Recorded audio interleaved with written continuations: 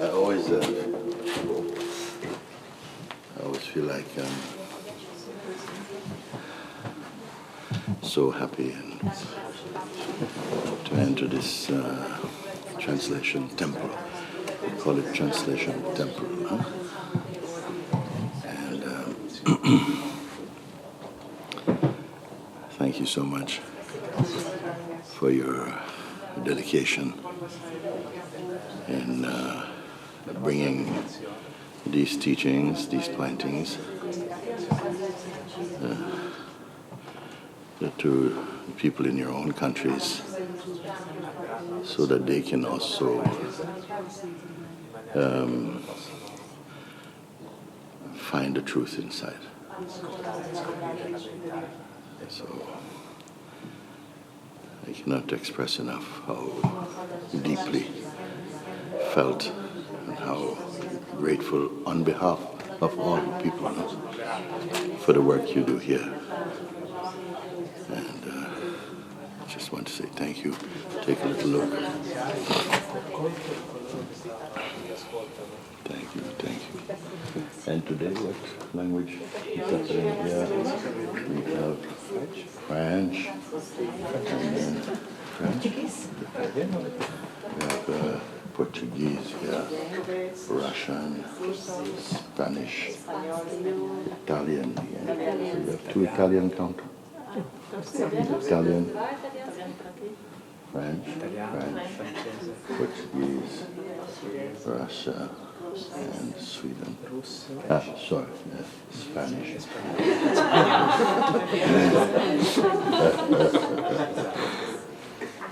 Thank you.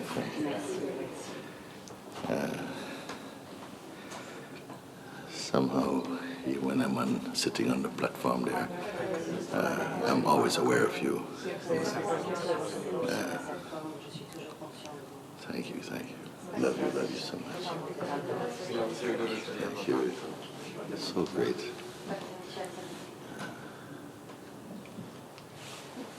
Thank you.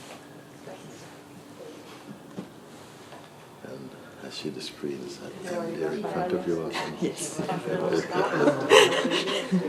Okay. Thank you. See you later on. Moojibaba dopo. Ciao. Thank you. Shiva Swarupoham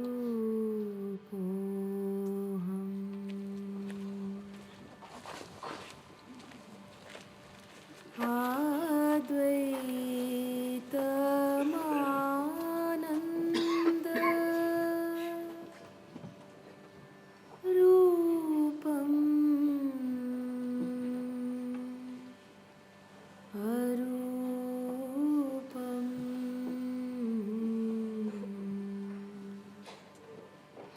All is good.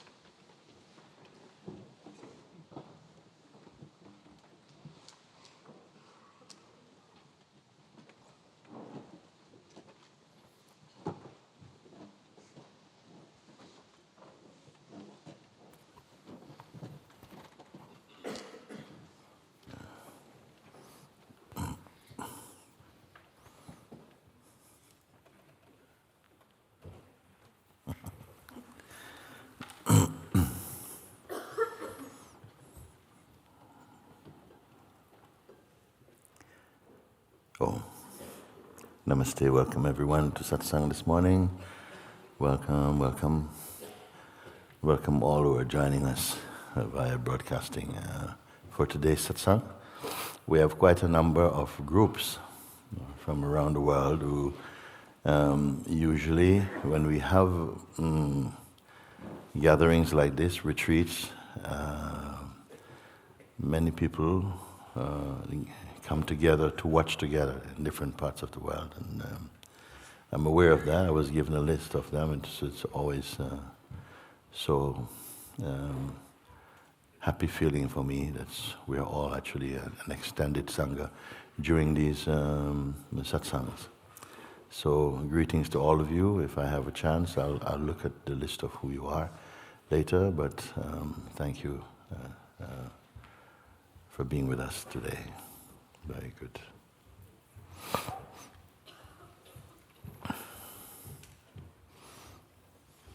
In the grey? In the, yes, you, yeah.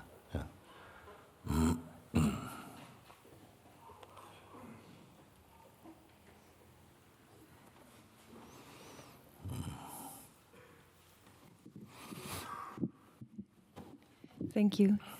Thank you. So, I wanted to ask something,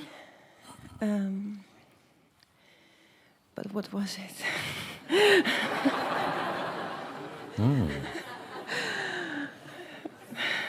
Are you asking me? What? Yes. Oh, Okay. Yes, it has actually that I forgot. It has to do with this. I heard you mention about the burping up, and I have this constant burp that won't stop, and I don't want to take it home. the burp. The burp. Yeah. But if it is burping out things which are not in support of your natural happiness and peace, it's good. Breath burped out. Did you make a sound when they come out? No. So it's fine, no? No, but it's a loud noise in my head, so it burps inside. Like yes, brain burps. Brain burp. Does it hurt? A bit, yes. Yes. But after, is it good? Yes. And then it's good. We have to have this attitude about so many things, no? We can find, or no, it is really the mind, not the heart, is finding some objection to that. It's the little things that sometimes mind will pick on. You know, when I'm saying mind, you know what I'm speaking about. The ego mind. Yeah. That it will pick on little things. If you're inclined to a sort of psychological or personal kind of self-consciousness, the type that makes you feel, uncomfortable with others, then it may pick on little things like that, and that this will only make you more uncomfortable, you see? If you are staying and living life at that level meaning to be identified. We have to come out of identity. We really do, We may feel that even in my identity is useful for what I have to do. Without identity, it's going to be more useful for what you have to do. So don't give the ego too much of veneration. It is not really a state. There was a time when it is unavoidable up to a certain point. But how fortunate that in your life you have come to a stage where you can begin to see with some distance that egoic tendencies, and some may still be hanging around, but I wouldn't be, if there are tiny things you can overlook. As I said, when I made an example, that even the moon has spots in it, if you look, but it doesn't take anything away from its light. So if small things, some things you have to just leave them because they are just very small things. If you go too much into them, then the mind starts to grow some roots there again. So, but generally speaking, if you see that there are some tendencies that you know, don't justify them. Don't feel, but they have a right to be here, actually. Don't look at things in that way. More that, it is your nature to be free. And, even knowing this, and even when you are awake in the true sense, still things from time to time must come. They will come. And it's good and necessary for them to come because you will use them to sharpen up, to not become complacent. I see the burp. I can see it, and from that place, it's okay. It's no problem. But during the invitation, then when you say, "Isn't it a relief?" then it's not. Okay. Not that really. No, then I hear the burp really loud, and I think, no, it's not a relief. I want to know about this burp. What kind of burp you are having? Because normally, even a physical burp, it may some relief, no? What kind of burp? Yeah, that's why I'm surprised as well. There's no end to it. There's no relief. It's just a constant. But what happens apart from burp? what anything moves? Is it something is it's reduced like or something? Waves of gibberish in my mind. And the burp is what? The burp is the coming up of the noise. So it's not that they're being burped out; they're just having a burp themselves. Yes. Yes. Okay. Yes. There's never a dull day, is there? No. Okay.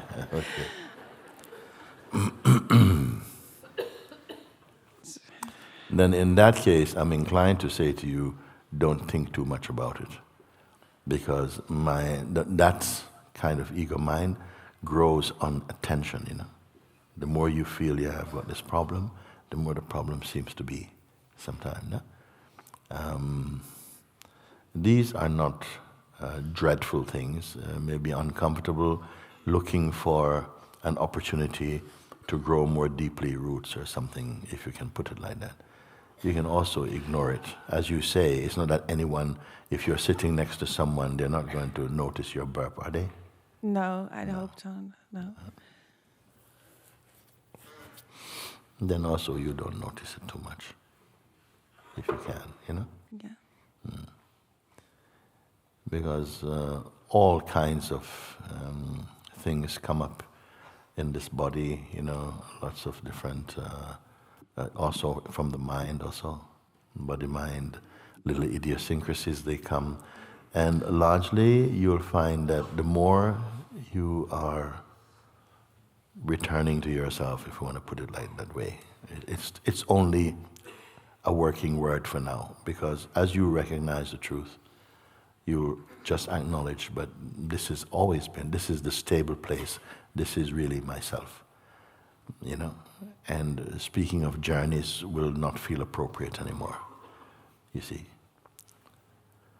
But until then, and even sometimes after also, any little thing comes.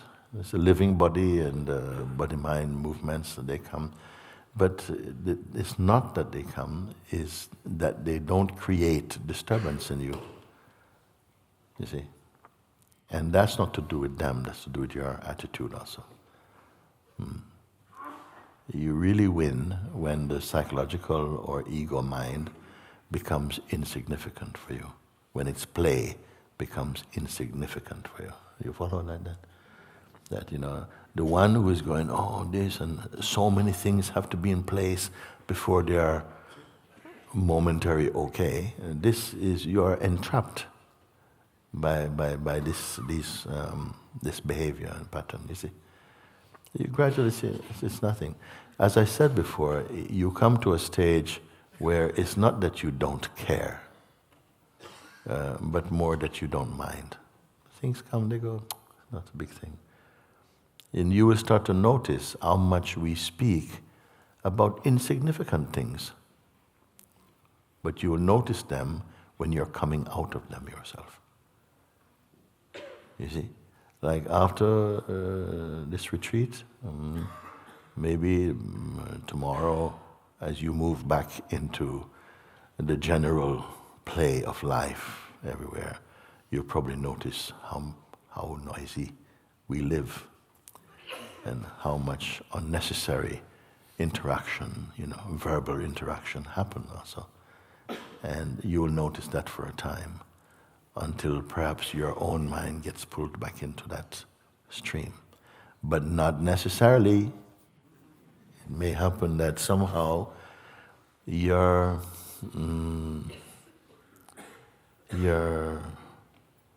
love and respect and appreciation of your inner being is so much stronger that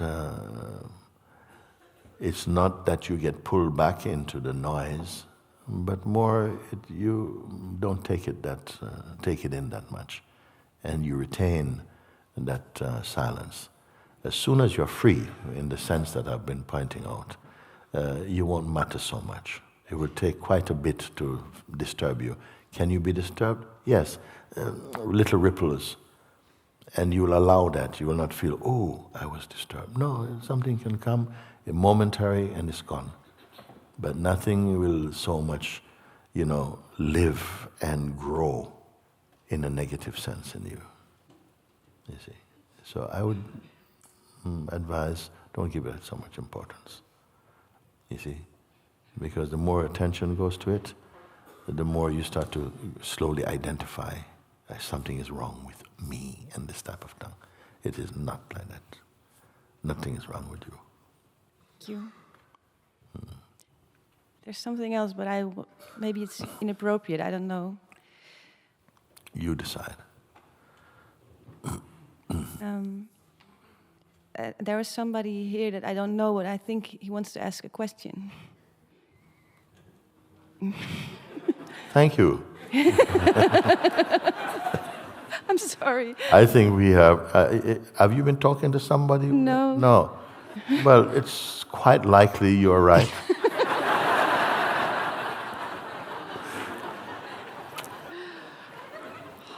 Yeah. It is inappropriate, is it? A little bit. Yes. It's a bit funny. It's a bit funny. Yeah. I'll leave it then. Yeah. Oh, yeah. Yeah. Please, yeah. I'm very sorry. No, don't go too far with that. That's fine. That's good. Thank you. Thank you. Okay. Thank you.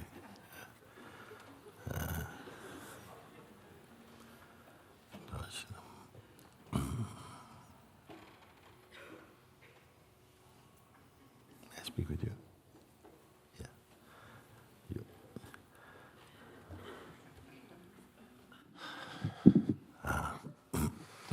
Hello? Hello? Hello.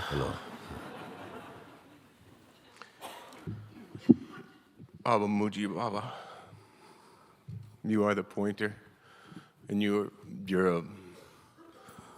a prophet, the God. I know you're helping so many people, and myself included. It's been a journey, as everyone's journey is getting here. But the relief has been found from you. And probably one of the greatest things that you've told me is that my heart existed long, long before my mind. And I thank you. Yes. I was a zero when I was a baby. And then I was picked up and ran with, And then when I could stand, I started running too. You started to? Running with my ego. Yes. And it got the best of me, And luckily I was able to be introduced to you. And I'm just so grateful.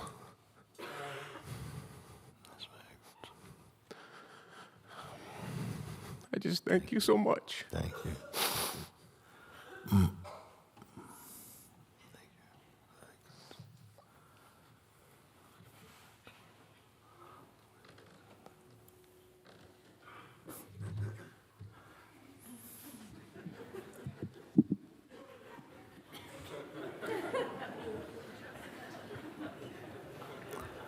And okay, let me try. But you will come after this man will come. Okay. Thank you Okay. for letting me come.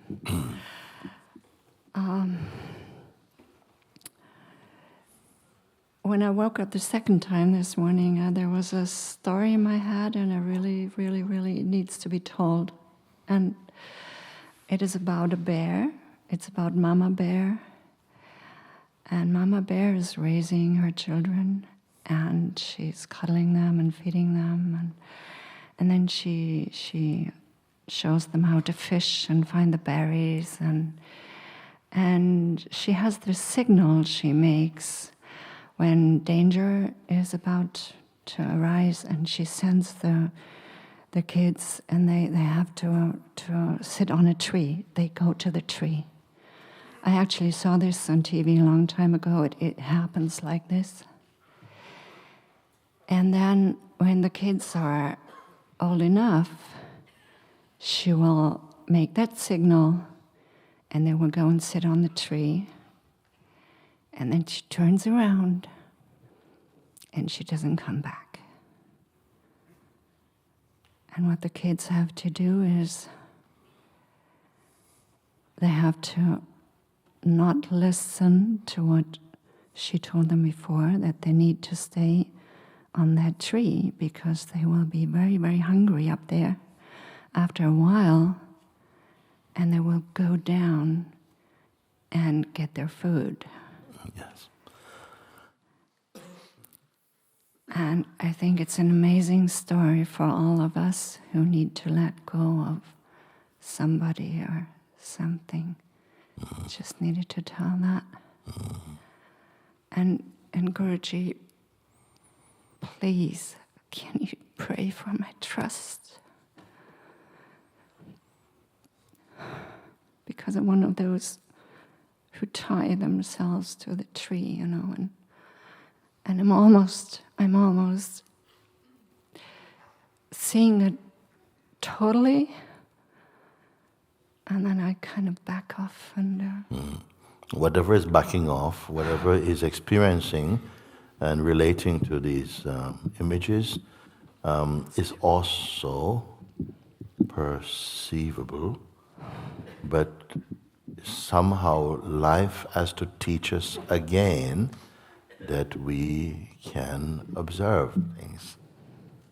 It has to teach us again that we can observe ourselves more and to convey how important, how powerful it is to learn to observe even our reactions. When you learn to do this and start to experience the power in it, then these things will automatically flourish in you.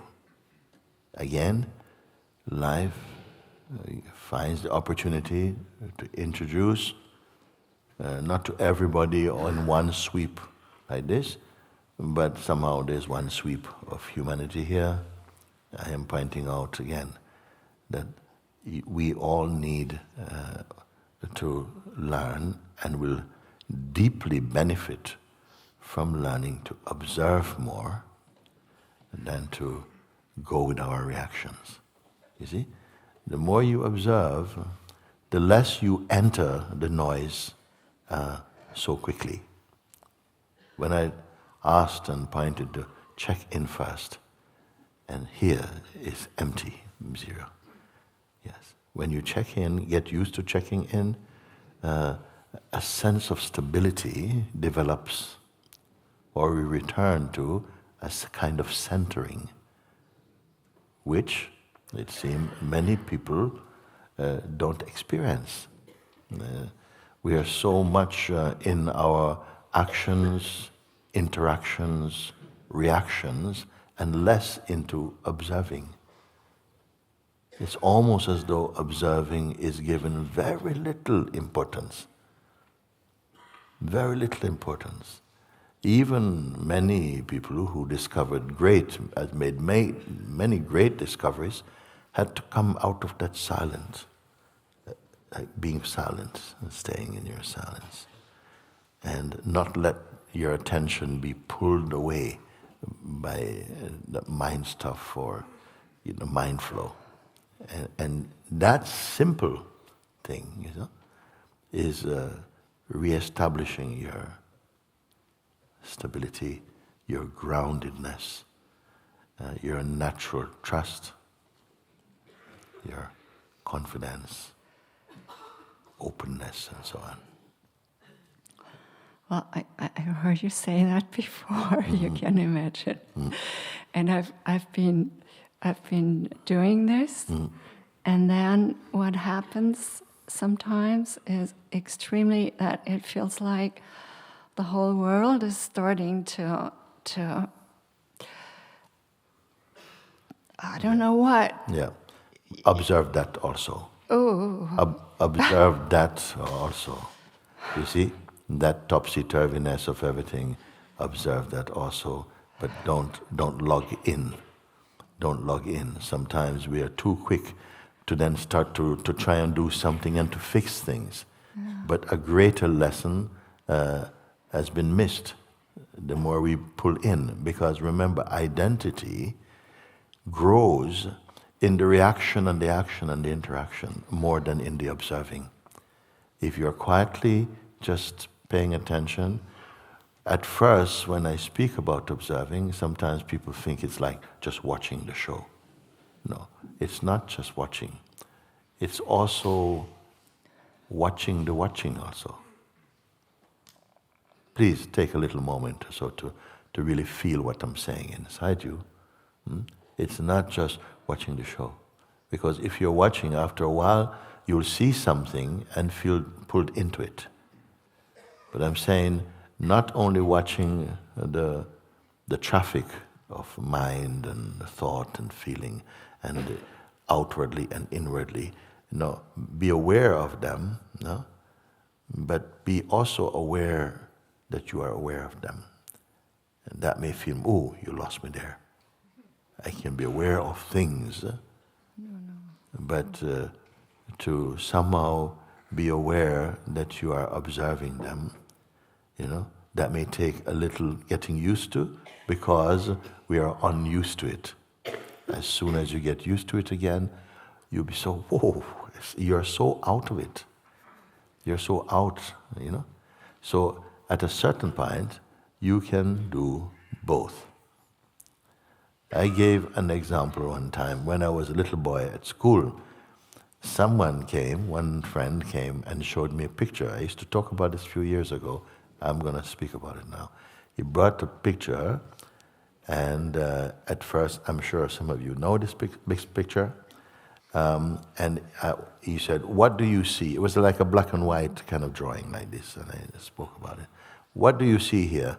And what I saw was like a white kind of vase, like so, just white vase, with a black background. I thought, wow, come on, what's there not to see? It's a white vase and black background. And he said, yeah, what else do you see? I don't get what you want. It's a white vase, black background. It's the most simple thing. He says, come on, look. I'm looking. Yeah, what's this? It's a white vase, black background. He says, can you see the two faces?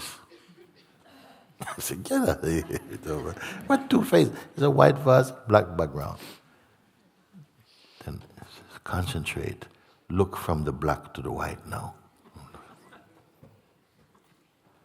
Whoa!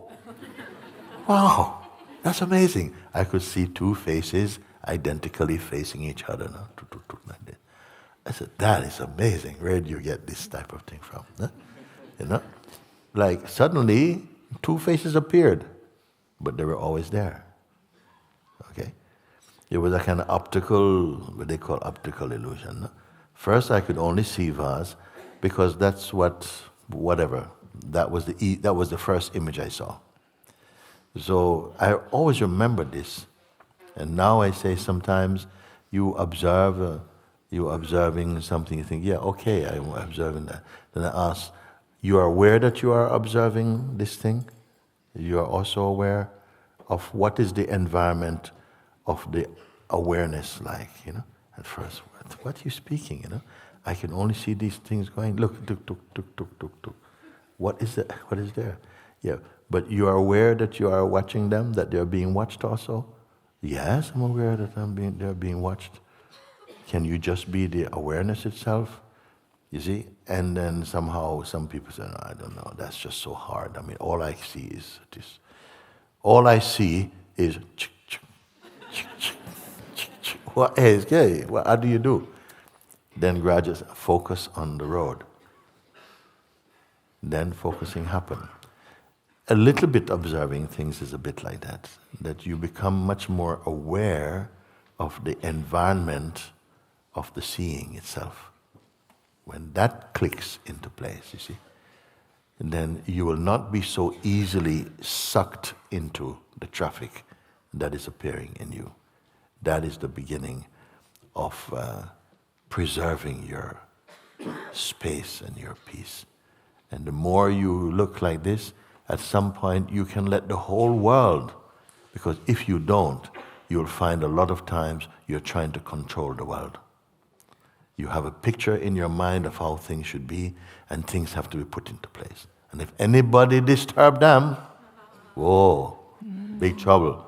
You see, because that's what you need for things, your world to feel right. And now, gradually you'll come to say, no, you can do whatever, it doesn't matter. Whatever shape it takes, I am fine with it, because I'm fine inside myself. And that is very important to develop this observing, even if it is your feelings.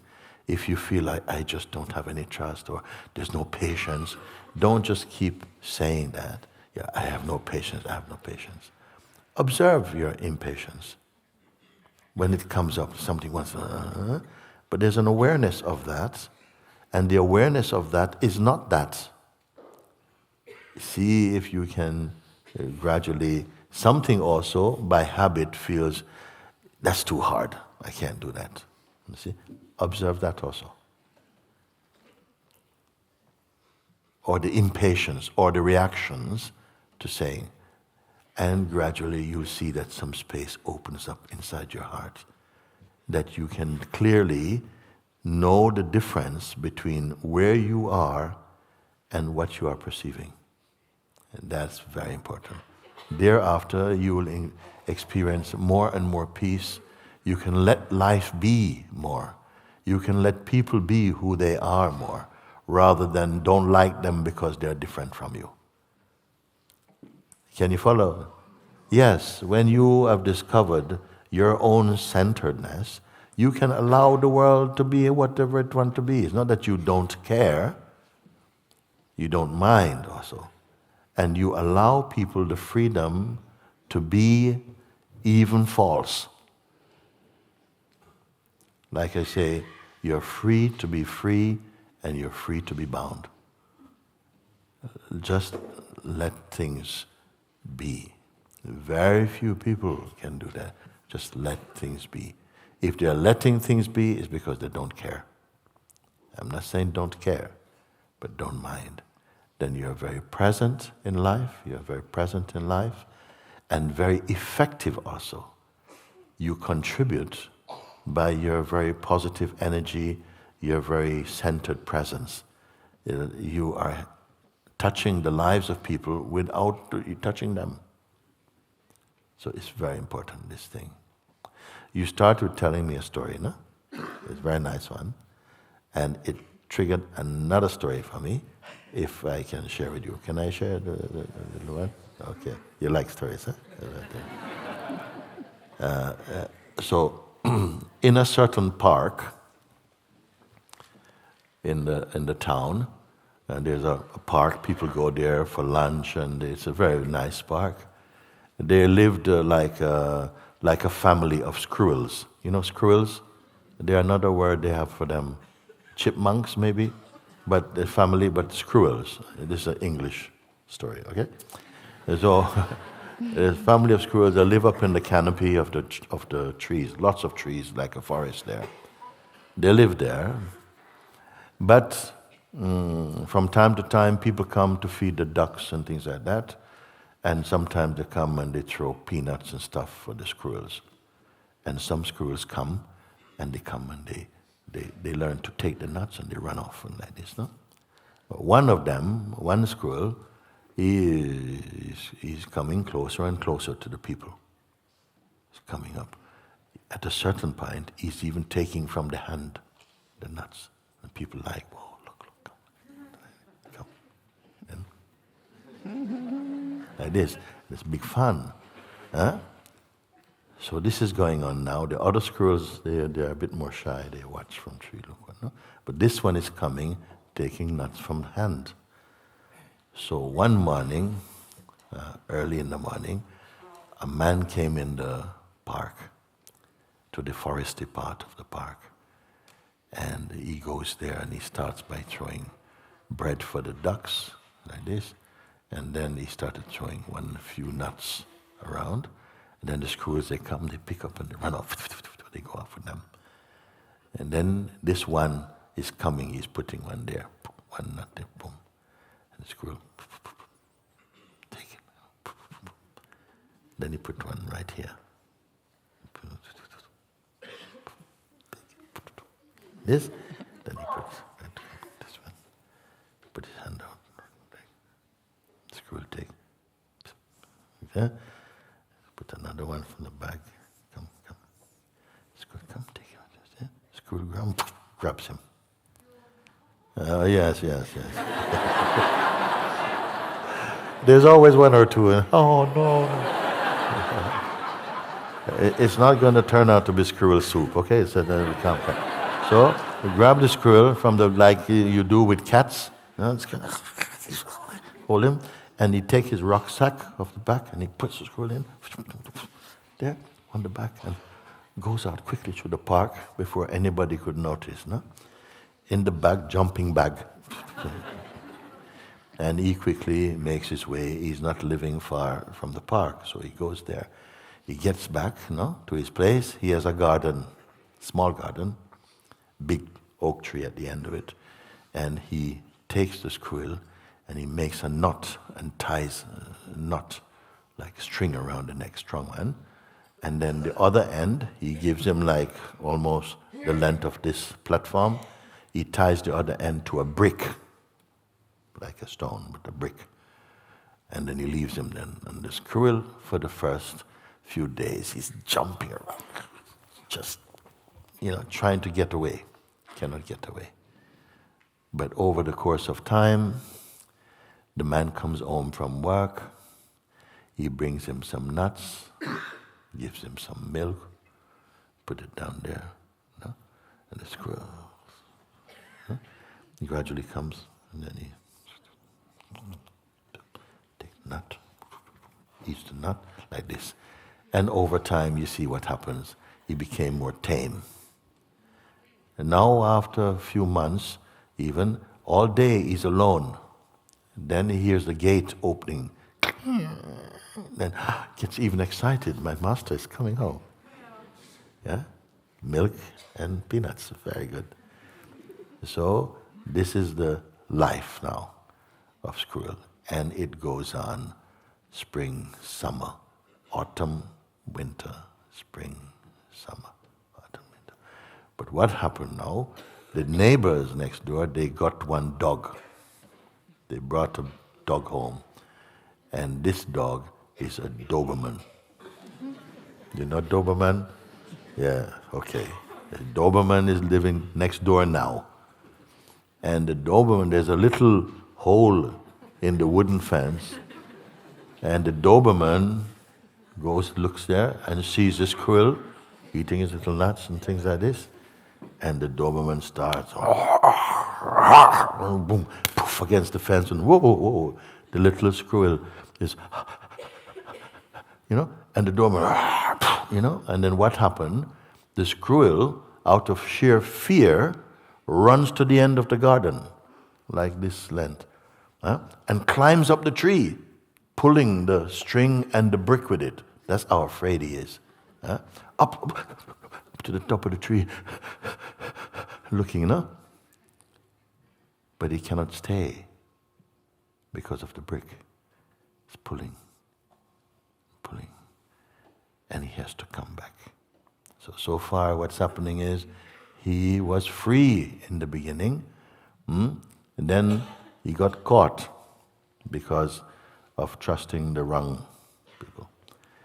Then he gets caught, he gets trapped, tied to a string, given food, and become a little bit habituated to this new life of getting nuts, not searching for nuts but delivered, and milk regular like this, until the Doberman come. Doberman changed things altogether. Crazy dog, hungry and angry dog also. Okay? So when the Doberman come, Doberman represent what? The trials and tribulations of life. Doberman is there. Squirrel is not happy anymore. He's very, not living in it, unprotected. Whenever the Doberman gets crazy, the life goes too mad, the squirrel runs up the tree, which is its nature. He goes to pray, help me, please help me to get out of this. Please take the Doberman some other place. He's praying, but he cannot stay. He's run up to the tree because that is his nature, to go to the place where he feels safe. And the tree is up there, and the string, he cannot stay, so he has to come back down again. You see, that is his bondage. That is his tendencies. You see, come. So again, he's there, and this life is coming on, and every time the Doberman sees him, he's crashing into the fence, and what is happening? The wooden fence is breaking more open every day. See, it's opening. You see, poor little squirrel. We think, oh my God, what's going to happen to this poor little squirrel? There's nobody else. The owner, boss, whatever it is at work all day, and there's no one else to protect the squirrel. Then winter comes, all the leaves from the trees are gone. Then spring comes, and late spring, all the leaves are coming back on the trees around. Then one day, squirrel is sitting there, and then he notices, look up, and way up there in the canopy of the trees, he sees squirrels dancing, spring summer dance, jumping like monkeys across the branches and flipping with joy and just going around like this. And the little squirrel, captured squirrel, looks up and is really, at first it's like, wow. But in that moment, something primal is felt inside. Like, this was my life. He had forgotten his life. I used to do this, free, dancing in the canopy of the forest. And he's overwhelmed. It's like the big shock to his system. Then as the squirrels went on their way, the family of squirrels, he's left now with his little peanuts on the ground, string around the neck, Doberman for a neighbor, sitting there. And a great sadness comes inside his heart. He began to see, but this is my true nature. My true nature is to be free. He pushes away his peanuts. He's so frustrated. And so such sorrow come. What life is this? I've exchanged this life for this life, So he's feeling very, very sorrowful. So one day, the squirrels come back, and the wise squirrel amongst the lot looks down and sees this little tiny squirrel with water and feels compassion for this squirrel. And then he looks and he says, come, come. They start to go down the tree, into the garden, walking up to the squirrel. At first the squirrel is kind of, whoa, don't hurt me, don't hurt me. They're coming. You see, like this. And what happened is, he's very afraid. He thinks he's going to be attacked also. But they start to pull at the string, to tear the string open to set him free. You see? At the same time, Doberman looks through the hole, sees now like sort of 12 squirrels in the garden, feeling especially hungry and slurping his lips.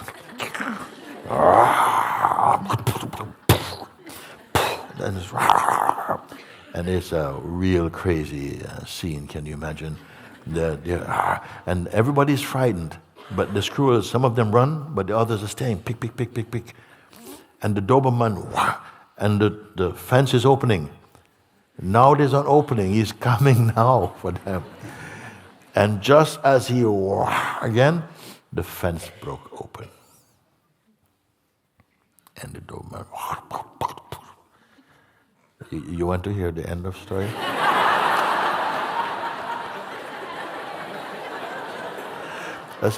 I've never seen you so attentive before. I mean, my God. For one whole week, I'm trying to get this level of attention.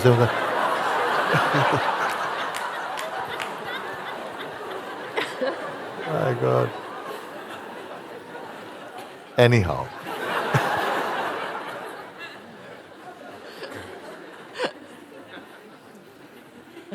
So the Doberman has broken through the fence and now he's coming at them. Salvating. No? At the last moment, the last bit of string snaps. And all of the squirrels, including the captured one, up in the tree. Guys, come on.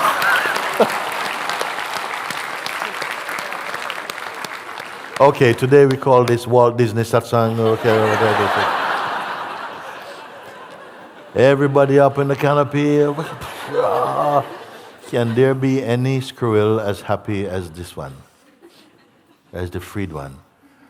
He's so happy. After the others have gone and they're up in the tree, forgot about dog and everything, he's just tripping out on joy, blissed out on joy, no? And then life gradually returns to a kind of normality. He's there, blah, blah, blah, blah, blah. Then when winter comes and it's very cold, the leaves have fallen and there's not much nuts around anymore. And this squirrel is sitting up in the branch. He goes into the old place, looking over the old house, reminiscing. I used to have home delivery on nuts.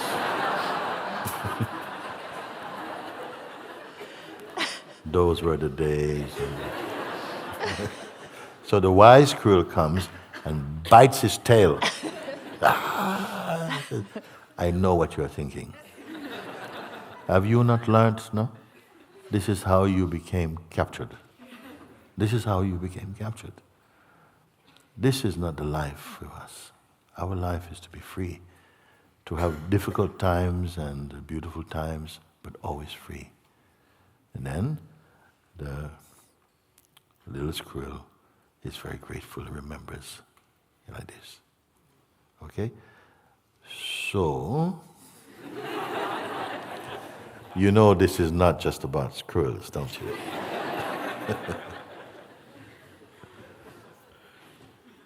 Good. Okay, I say no more about it.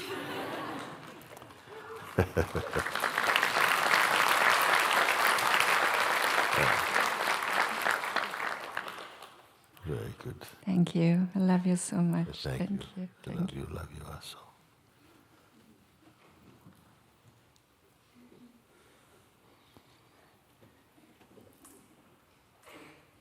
when the little squirrel looks and saw this family of free squirrels up in the canopy, what it represents, you see, he became aware that it's free.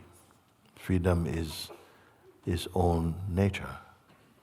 When he become aware, freedom is my nature, and I can visibly see, I'm reminded visibly, it is my experience now to witness freedom in action. No? Then sadness come. Freedom is my nature. Then sadness come. You see? Okay. Yeah. Namaste. Namaste. Thanks. Yeah. Had they great good fortune to meet you first in Lisbon, Yes, yes. and so much gratitude, and then I discovered your Simpler Than Simple video clip, and it's just so touching, you know. So I just like to confirm now, Yes. you know, that and right now, and so as things are, here I am standing, the senses are working, hearing's functioning, seeing, and it's all happening naturally, you know, it's nothing needs to be done for that. And it's just after when I can seem to like jump in and take ownership. No one can say I'm seeing or I'm hearing, but there's nobody doing that, you know? Yeah. No. And then there's then there's a wider perceiving of, you know, sense and subtle thoughts, energies. And it's just it's just like a effortless flow. Yes. You know, and it's in this moment.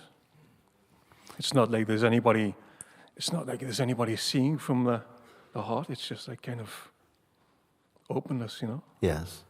Yeah. Openness. Yeah. And I can't feel any barriers in that, you know? Yeah. Any barrier, like where's the boundary? Yeah. Where is the separation line? About the thought activity that also appear, Yeah. how are they in their behavior? Are they sort of harmonious, agreeable thoughts, or are they thoughts that of judgment sometime, of anything like this? Are they very personally oriented, like thoughts like this? Because you seem not to mind. The great thing is, the really amazing thing is that where I'm living, I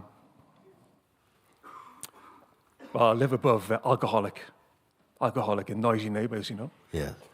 Drug addicts also. But bless them, you know, they're doing their best. Yeah. Just trying to be happy. Yes. You know, like anybody. And so in that situation, you know, like sometimes quite a bit of anger can come. Yes. Frustration, and yet there's a place for that, you know. Yeah. Just to let it flow, you know. Yes. So now I've got to the point after Lisbon, I just feel in my heart, God's will be done. Yes. Everything can just come and go. Yes. And I just feel like so touched. That's wonderful, Yeah. man. Yeah. That is wonderful, because in fact, it's good to have some physical examples of what it's like, because I wanted to check in, because again, from what I understand you saying, is that after it, you know, somehow through the video spoke to you, you could see also that, wait a second, you know, okay, the senses are here, I'm awake, the senses are functioning, seeing is happening, you know, I didn't get up in the morning and had to turn on each sense, you know, one by one. Automatically all of them come into play. That is the marvelousness of the body and consciousness. It's just happening, everything happened by itself. So all the senses are come into play, and even mind, you say, the mind come also, and these thoughts and things are coming also like this. And I'm simply, a wider space is here, with even more and more subtle thoughts. They're all just functioning, and I'm aware of all of them. And yes, when I ask, what are the quality of thoughts that come to visit you? And you say, well, they can be different ones. Are there any that are not nice? And you gave the example. I also live just above people who are alcoholics, and they can be, of course, testing neighbors. Maybe a lot of noise and so on. And sometimes anger may come. Anger could come. But I give space for that. And I don't put these people down, because they are also searching for happiness. They have a right to their life. But I have to find my life in this. And so you give space. Yes, sometimes I'll feel angry, but not all the time. Sometimes I'm not. And you have somehow managed that without putting any great effort or struggle, to find a harmony in your life at the same time. That is something very good, because if you are strongly identified with your person, you may start to get really angry, start to complain to the police about getting these people moved, and there's a lot of options depending on what kind of mentality or personality is living in this house. But here we are hearing from someone who is not that you live in some, little cave in some distance without neighbors. You have testing neighbors, but something inside is okay.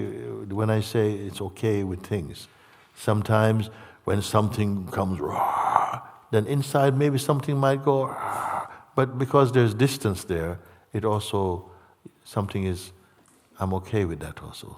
It's only natural. If somebody steps on your foot and you go, ow! And if they step on your foot and you step on your foot and they go, shh. No, that would be unnatural. So, life come, action, reactions happen like this. But what happens is that nothing is leaving a deep footprint inside your consciousness. That is very unusual. Yeah. When you come to that level of kind of neutrality, not you don't care, but you don't mind. What is this you don't mindness? It's a very widening of consciousness. Amazing, you see. Is there anything else you'd like to say about that? Because I love the, you talked last time in Lisbon, often about the ninja winja.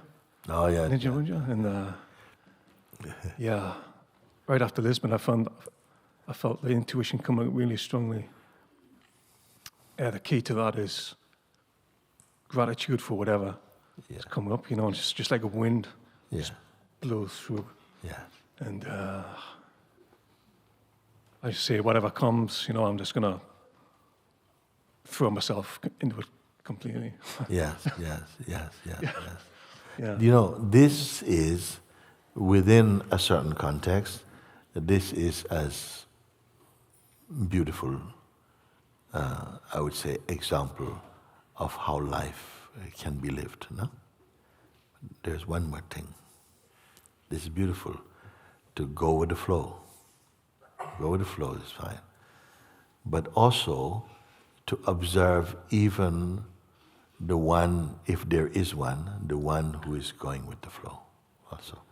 If the one who is going with the flow is a person, like as good a person, when people say, this is a good man, this man is a good man, he doesn't get angry easily, he has space to listen to you, he's always seemed to be even-minded, calm in nature, will do what he can to help you. All these, very good person. Yeah, I just feel such a value in having people around us that can, as you say, rub us and keep us honest, Could you say again? It's good to have people who can rub us, you know, like robust. just because people don't love us the way we want doesn't mean they don't love us, you know. Yeah. It's like, you know, it's Yes. there's a guy called Jersey, Yes. Yeah. and he's also real helper. And I would put it that you would be very fortunate to have a friend like this. It is true. Anybody would be very, very blessed to have a friend like that. But I want to go one more step, as I say, that if there is any identity also like this, you can be aware that there is even, if there's, say, a tendency to be nice. Yeah? Sometimes we have like, you know, some people are nice, but it's not completely nice. It just cannot not be nice, because it can be just a fear of not being nice. Sometimes we can have all this as well too. I'm just going in to scrape out the corners. Yeah?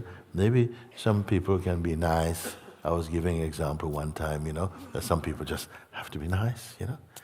So if somebody accidentally runs over their cat, they'll go, "No, it's okay, it's okay. It's okay," you know. So I don't mean nice. I mean that you cannot say, "Look, I'm so angry, I'm so frustrated by this." We have to be nice also, because that's another thing also, but that has a different vibe to it. You've got a very generous heart, and you know, a very unique quality is to put yourself in other people's shoes, and so you can say, "Yeah, well, it's okay. Like, it's all right. Of course, we make mistakes, and you know, you're quick to forgive." But you know, we scan ourselves. The one who is in the state of meditative consciousness, you scan your inner environment to find if there are any seeds that are not true also. And also, you who are scanning, you're aware, is this scanning something personal? Is it a person looking to see if there's any bad personal seeds? And this scanning itself is being observed. You with me still on this? That even the looking to see, you know, is not because there's someone here saying, you know, like, I need to be really good. No, it's just a scanning. And here is what also. Is it personal or impersonal? it feels impersonal. Yes. Yeah, it feels impersonal. You see. And then this is what the sages have done. It's not. They're not even concerned about even just be good. It's good is good. It's great. But scanning to see that even any idea of personhood, just they don't have a problem with it. They're not saying, "Oh, you're a person." That's really no. The consciousness cannot help it at a certain point.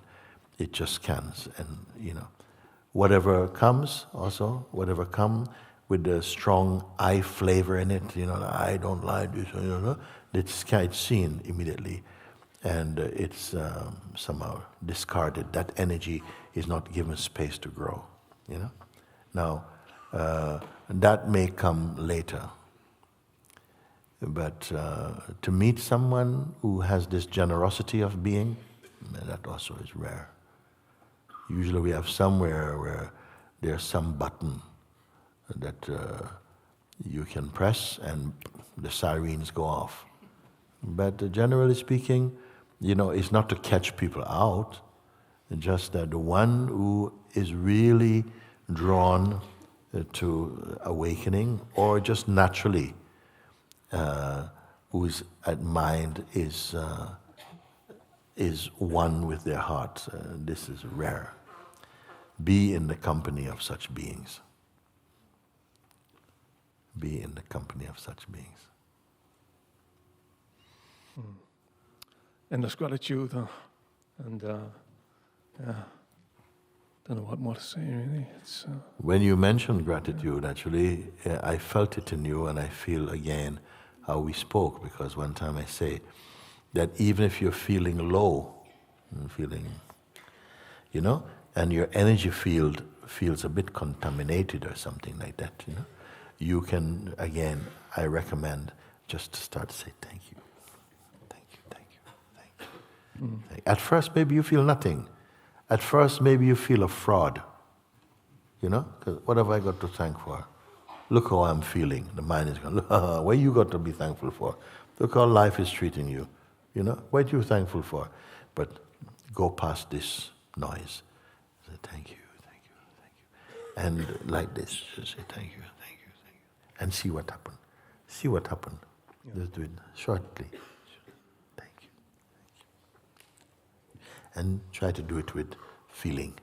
And quickly you change your energy field very, very quickly. And you may even come to start to feel things start to come up for what you can be grateful for. You could probably go on for a very long time. Just say thank you for this, thank you, thank you, thank you. And immediately the energy field of the mind and the being is changed. Why so easy? You didn't have to go out and practice being a better person. No, just gratitude will change your aura field. Like that. So these are simple things. I like sometimes to point to simple things, sometimes simple exercises that remind you, because I don't have a lot of things to tell you how to be yourself. Just little tick, okay, good. Little spiritual acupuncture, boom, boom, boom. So look how you feel. Yeah, but I always feel like this. I know this is natural. Just where the attention is or something like that. Then some more deeply rooted tendencies, then these you can catch much more easily. Or you can leave that as nothing at all, because you're back in the height of your true nature, you see. Yeah, so it's easy for us to come. It's easy to come here and think that I'm going to get a piece of Mooji's light, but it's so light in me, light in anybody that's naturally acknowledging, and it's a natural connection. It's not getting. It's yes. Yeah, I don't know. Yeah. I've said enough. Yeah. Thank you so much. Gratitude. Thank you so much. Thank you so much. Wonderful.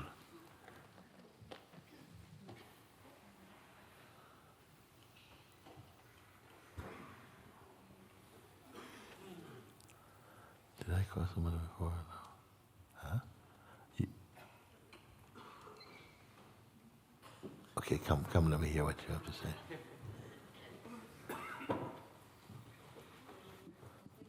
En español. Español. Coming. It's coming.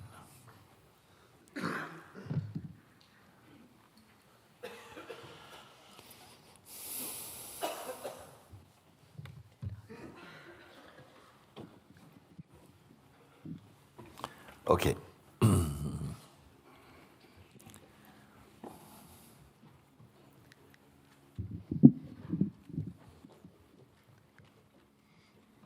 Muchísimas gracias por hacer tan fácil el camino. Thank you very much for making the way so easy. De una manera tan amable. In such a lovely and kind way. Thank you. Hace años, sin yo hacer nada, sin yo ser partícipe de ello, empecé a sentirme como colocada en otro lugar. No sé cómo explicar. Es como observaba la vida, observaba los cambios en mí, pero yo... es que... Many years ago, out of nowhere, I started to observe the changes in me, and this was happening through the years. La vida era más fácil, todo era más fácil, todo iba cambiando. El amor, sentía mucho amor, mucha paz, pero no es, entendía, perdón. Everything was easy. The love was just happening, and I was just understanding that this was going on. Entendía la palabra paz con el verdadero significado de la palabra. I understood peace as the real meaning of the word.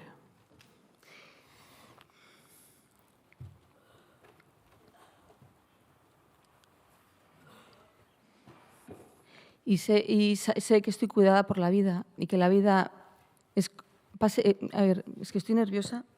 I'm a bit nervous, and It's okay, take your time. No? Voy a volver a estar. I'm going back to be. Porque quiero que las palabras sean de verdad. Because I know that I want that the words that are coming are true. Yes. Good.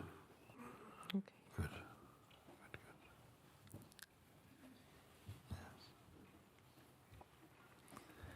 What is the truest thing you can say right now that is inside your heart with you? ¿Qué es lo más verdadero que puedes decir en tu corazón que sea verdad para ti? Amor. Love. Love.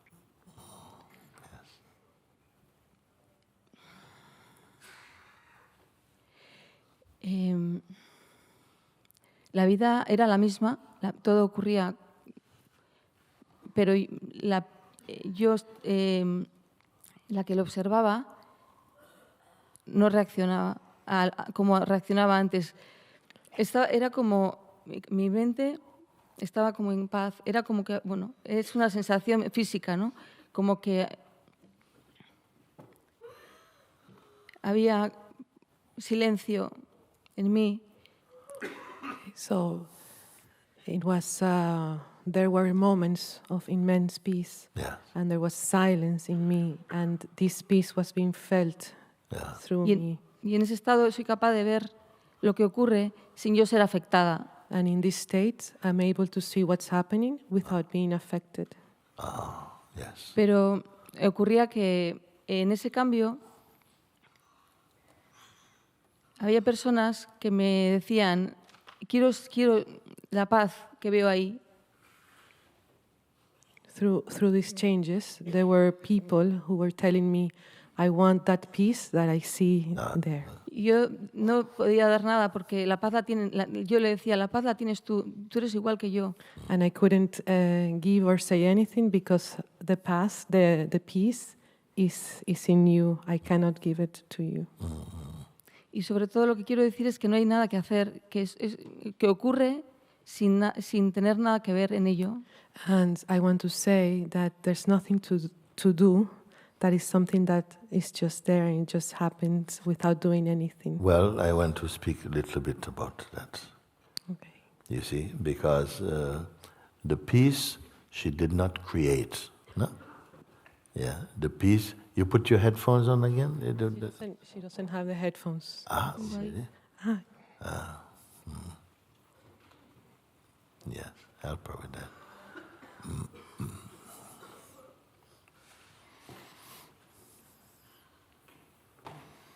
So I wonder if you will get this part, because I'm feeling it to be important. No, the peace she did not create. She did not do something and then now I'm peace.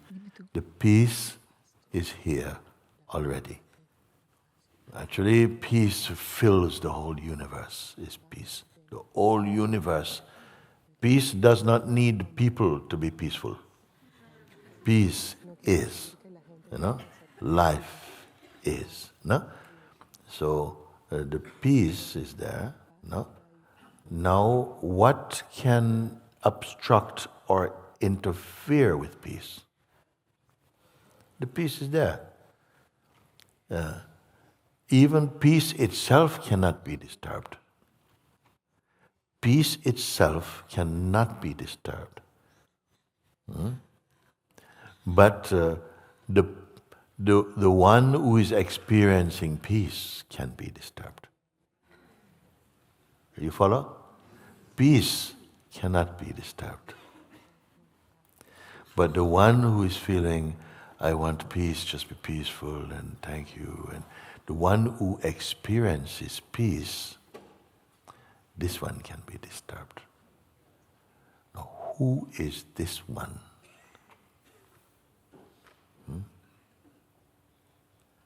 A mixture of mind and being with the body. The identity. Identity implies I-entity. Who is the I-entity? Well, let's take a look. The body is here. And in it, an intelligence is here, which is alive in the body. The life force is alive in this body. When the life force leaves the body, we say person is dead, meaning the life force is gone. Life force and an intelligent principle is in this body. This intelligent principle and life force we call consciousness. It is consciousness in this form that announces itself in the body with the vibration, I am, I exist. When you say I, it represents consciousness. You say I, consciousness. I is not person. I signify consciousness. I am, I consciousness am. I consciousness exists here. That's what I mean in you.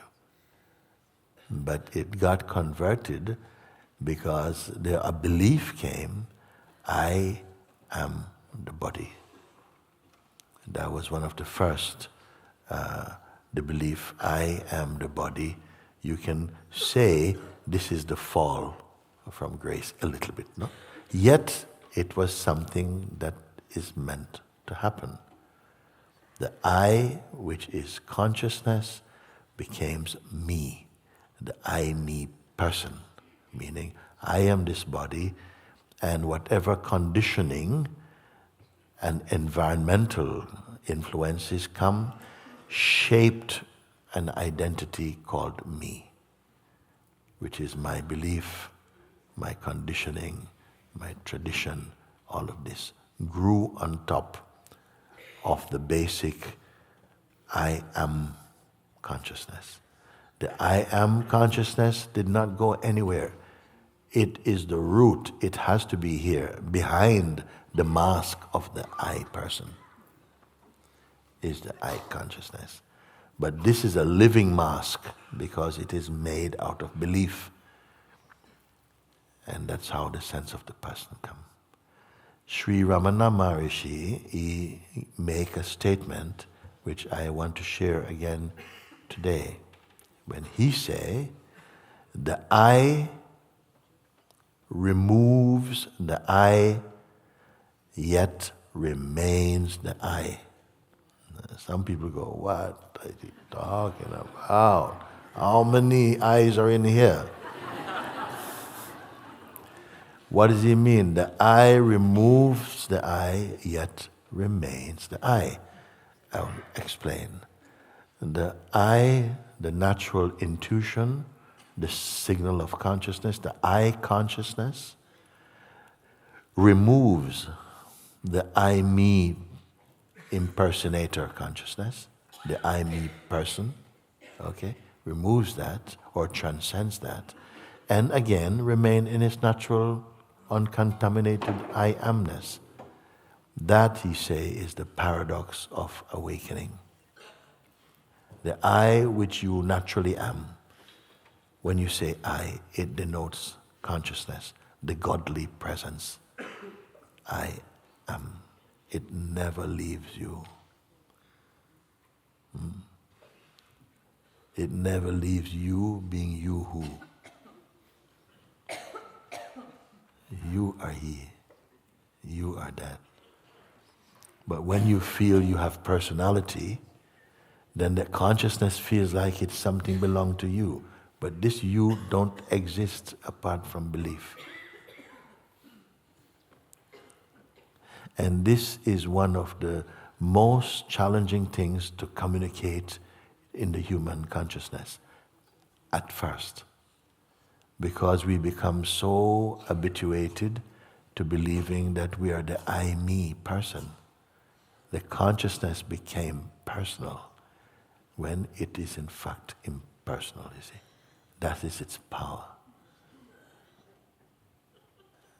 The more you're waking up to it, when I ask you to observe, but with some detachment, you come naturally to feel the environment of your true self, which is peaceful and kind and open. It is not confused. You know, it has no war to fight with anybody, in fact. It is very generous and kind, compassionate, and wise also. If you hold a strong idea in your mind, you see, it's like if I were to ask someone, if you go to the van outside, could you bring me my glasses? Or if you go to this room, could you pick up my glasses? I need my glasses. And you say, okay, you go to the room. You brought my glasses back. I said, thank you, thank you, thank you. What is the color of my curtains? You probably don't know. Was the carpet clean? Was there carpet? I don't know. What was the color of the bedspread? How many windows in the room? No, because your mind is focused on an intention, and so you are not very present with everything else. You're just with your intention. And some people can be holding on to an intention very strongly, and you don't see the whole. And we are doing this all the time. Because the nature of the egoic identity is it always is on some journey, always is on some mission, and is not conversing with life in a natural way. It wants life to move out the way, so it gets what it wants. This is a handicap. This is a distortion, you see. When you move in your wholeness, you can also zoom in on something without losing anything of your wholeness. But if you go with your smallness, it's very difficult to expand into your wholeness.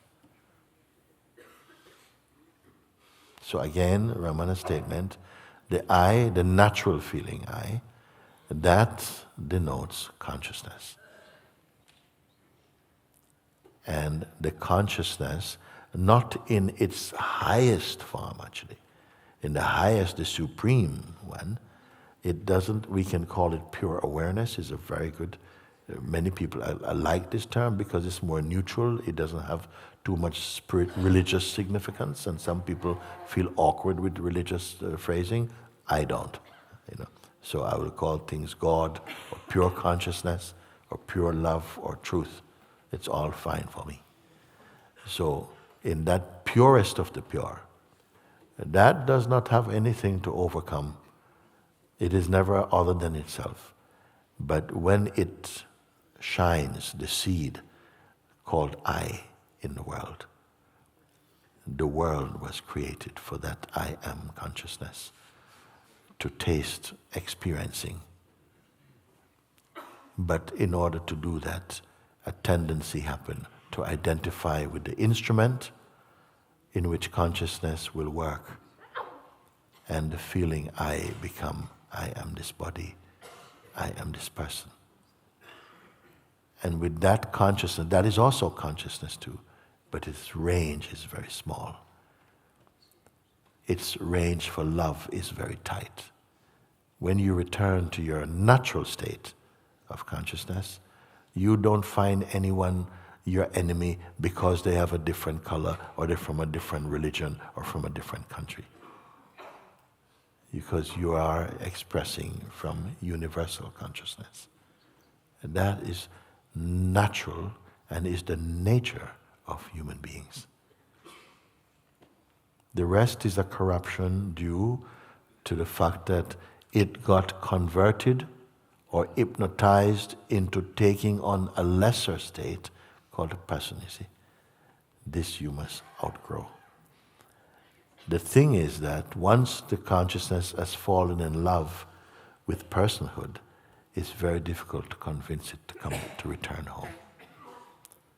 It starts to imagine that it's going to lose something special or precious. Whereas in fact, what it loses is a chance.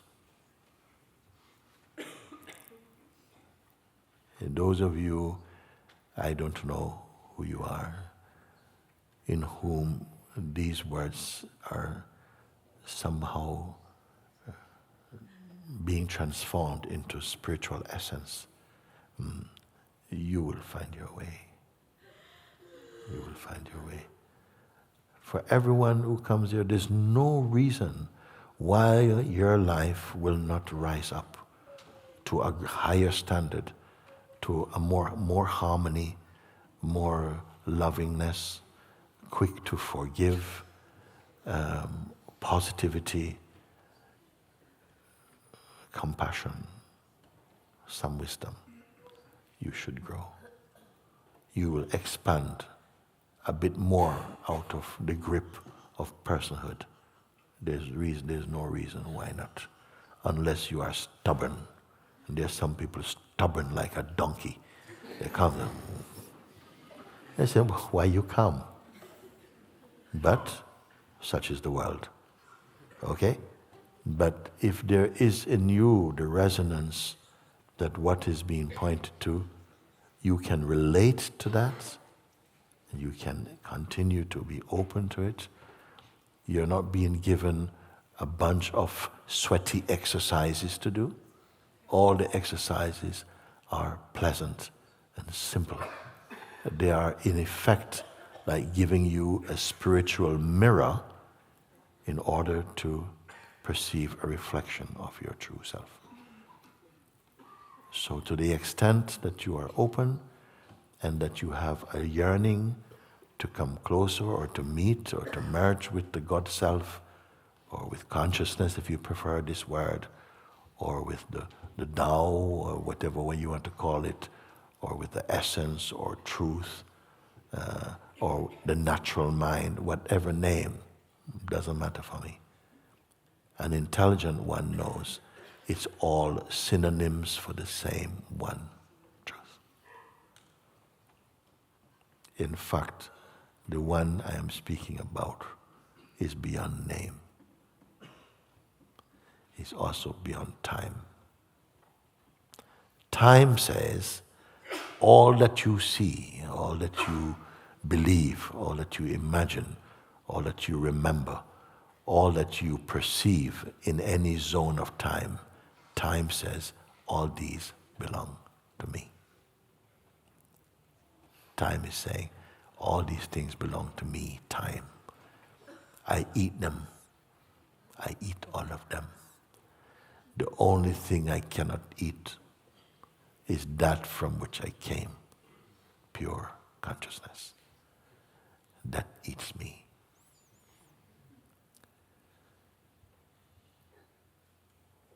Everything that is of name or form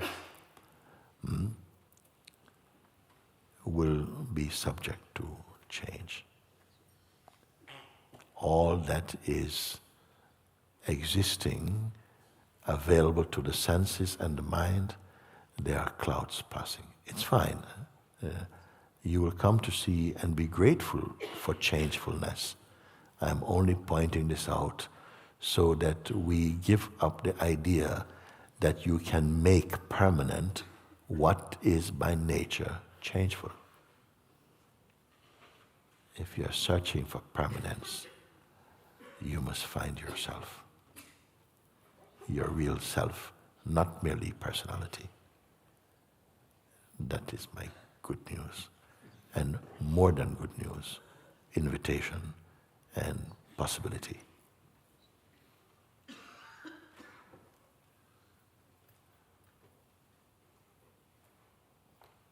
If you hold on to your, a rigid perspective, maybe some idea you have about how things should be, you are free to continue believing. If it works, it works. It doesn't work, it doesn't work. I am not here to convert anybody. I'm like a mirror put in front of you. Then you may look in this mirror.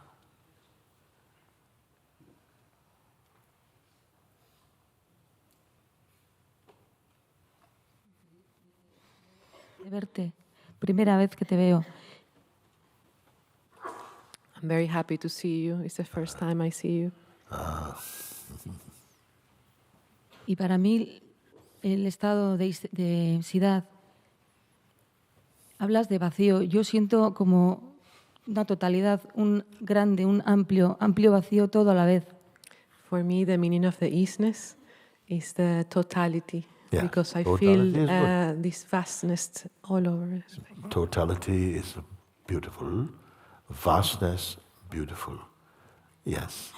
They are not words that are pointing to objects, but to pure subjectivity. Yes. So these, when you are coming into the fullness of your understanding, you are left only with words which are not words of objects. They will not be able to convey. You will start to use words like emptiness, vastness, the unborn awareness, space-like, imperishable, perfect. Hermoso saber que en este estado, en este espacio, en esta densidad, todos somos igual. Yo soy igual a ti, igual a todos los que estamos aquí. And it's so beautiful to see that in this space of the isness, we're all the same. I'm the same as you, you're the same as me, and we are all the same here. Yes. Not only the same, one. Not only same, one. Yeah. I say one, which means that superficially, in terms of expressions, can vary, but essence is one. You see? Yeah, because the power, which I call the God power, that manifests all these beautiful beings, all these manifesting, each thing, every petal on this flower is unique. Yeah, and yet one. If you could boil down all things to one thing, that essence,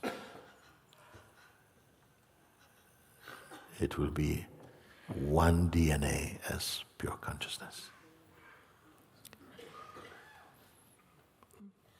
Now, I don't know what that effect will have inside you. Yeah?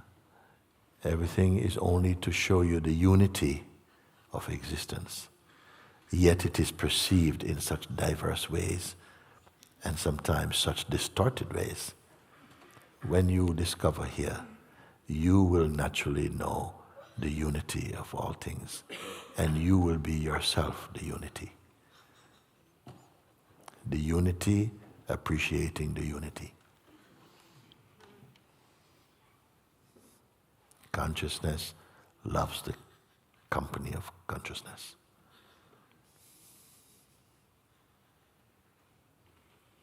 Y también desde este estado, también yo siento confianza que todo se es dado, ¿no?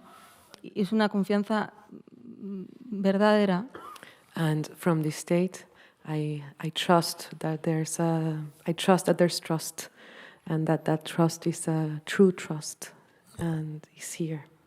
Yes. Y una intuición de hace años de no miedo a desaparecer como cuerpo por saber que voy a seguir estando ahí, en ese hermoso lugar, ¿no?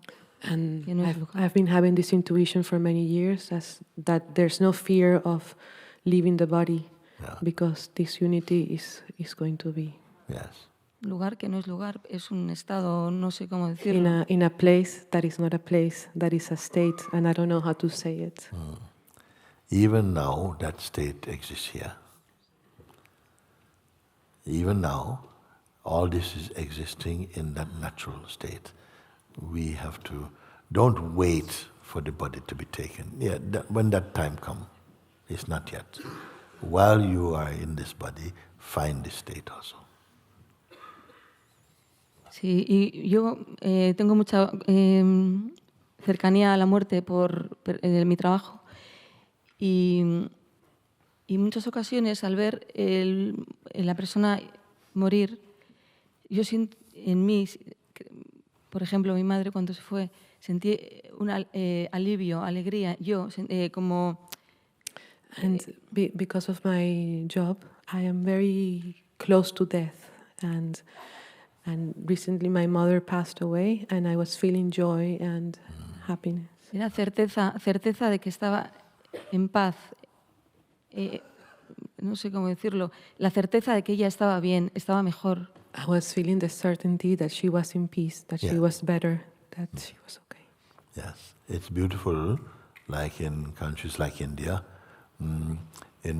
People, they love their families very much, but more important than to prevent someone from dying, more important is that they are free. It's not, oh, we can preserve the body for as long as... No, that you are free. That when it's time to transition, when it's time to let go, that you are free. Not just at any cost holding the body, for as long, for biological life. No, but that you are free. And why wait till then? Live free. Live free. Then whatever death may mean, or die free also. You see? But live free. Life is for freedom. En vida también se puede estar libre, con alas. Bueno, en vida, estando aquí. In life, you can also be free with wings and be free in life. Yes. Mucho. Yes, very good. Y una pregunta es, es importante que las personas antes de irse sepan que se les va a sedar o se van a ir. One question: is it important that a person before leaving the body knows that they're going to be sedated to leave? They're being sedated to go. To assist, yes. So they know to assist the process. It is good if you feel they want to know. Some people want to know everything that is happening, and some they don't care about that. If you are being sedated, then normally most people would want that the life force leaves the body in a peaceful manner than in a stressed manner, isn't it? So some are sedated to make their passing much less of a traumatic incident. I feel death is a lot more dramatic in the mind than it is in reality. We are living with death even while we are alive. Actually, we are dying all the time of not just so many ideas and feelings, relationships and things. We are old timers at death. Things have to die, but the particular idea of being separated from our attachments or something like this, or for the sense of the end of consciousness as created in the mind, this is what creates much terror, But every night you go to sleep, deep sleep, You leave everything you know. You separate from all your attachments, even attachment to your own self. You will leave everything, no? Why we go into a state, a death-like state like that? Suppose we were brought up to feel, yes, every night you go into deep sleep, you go to your bed, the people wish you happy death tonight. It's only another concept, no? No, happy death, darling.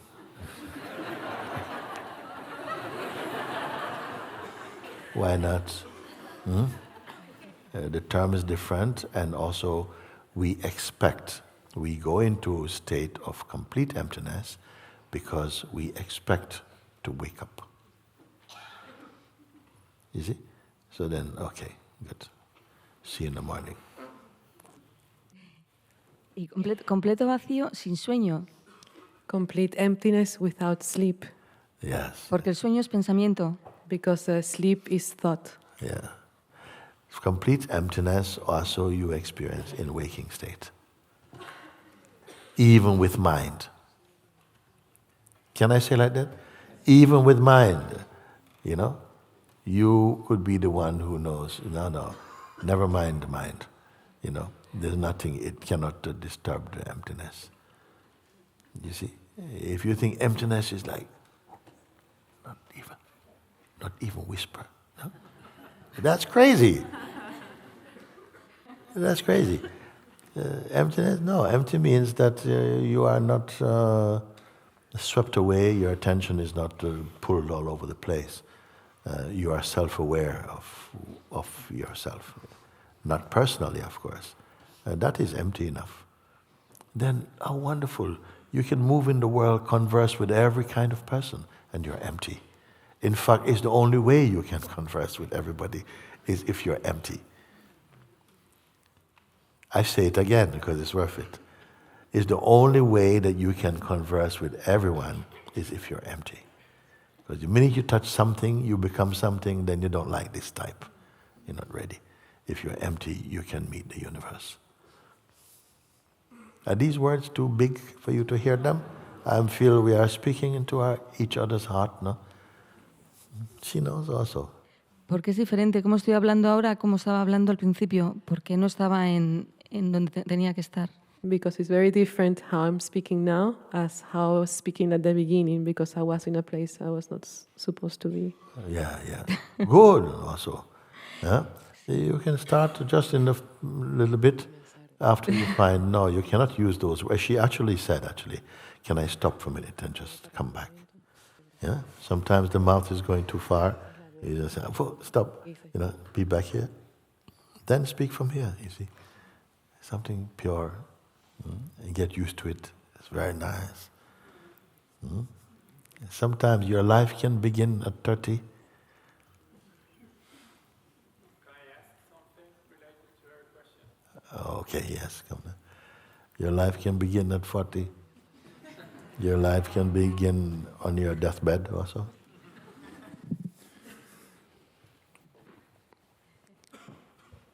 My testimony, I have some similarities with what she told, and when she was speaking,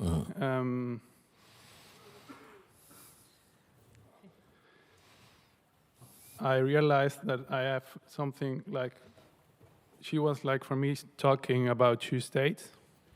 Two states. The person state and the peace state.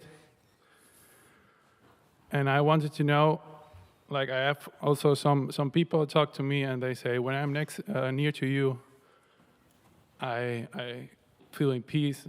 And no, you wouldn't say that, but so I want to know if the realization is to find out that you are that I have to identify myself with that peace part, and then the other part will merge. Do you know what I mean? Okay. You have to identify yourself with the peace side, with the peace nature. And then what will merge? like the I, me will merge into that without the egoic, this many I'm parts. going to put it like this, that once you recognize, because there's no transferring from one account to another account. It's you recognize that the mind, the play, everything that you perceive through mind in terms of name and form, even feelings and thoughts, sensations, images, everything is an aspect of mind. That what I am referring to as the self is not touched by any of that. It is not cynical about anything. In fact, nothing can exist without it, because it is the perceiver also, and the cause of the creation of those things. But it itself is not a doer. It's not doing anything. It's not changing. This is the most, the highest understanding. And it's not a mental understanding. It is a knowing. It's not I know something, I know the self. It's not an I. There's no I that know the self. I am the self. I am the self is not a belief.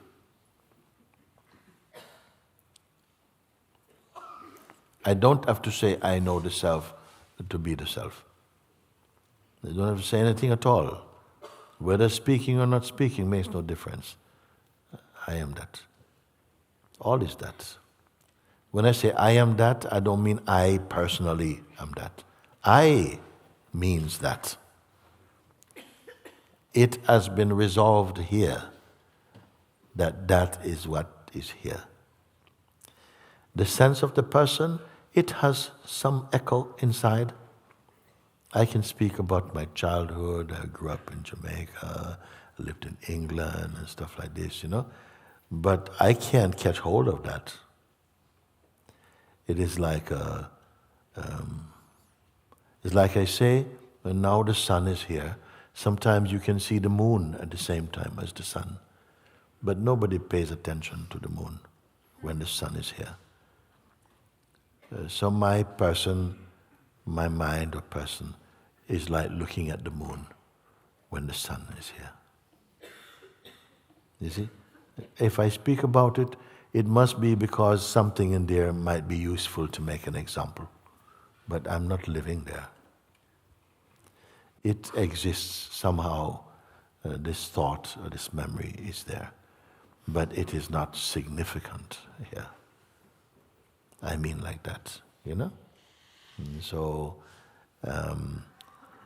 when I say to you, I am zero, if you start to count, I say, please count from, to 10.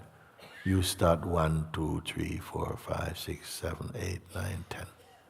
You will not start 0, 1, 2, 3, 4. I'm zero. What I am, I'm putting, of course, I'm not putting it some mathematical, I am at the place of zero. When I touch 1, I become something. I'm okay with the seeming becomings and unbecomings also. I have a sense of my relationships with people in my dynamic aspect. This is also the play of the dynamic activity that is playing here. But it is happening inside the vastness of my non-dynamic self. Now, I don't know how you're going to understand, but I feel that you can understand intuitively. I don't have to make a diagram about it. I feel some of you can understand intuitively because you can relate now from that place. You see your true position, actually. That somebody goes, okay, so what you're going to do next year when are you coming back to India? Are you going to come to Hawaii or something like that?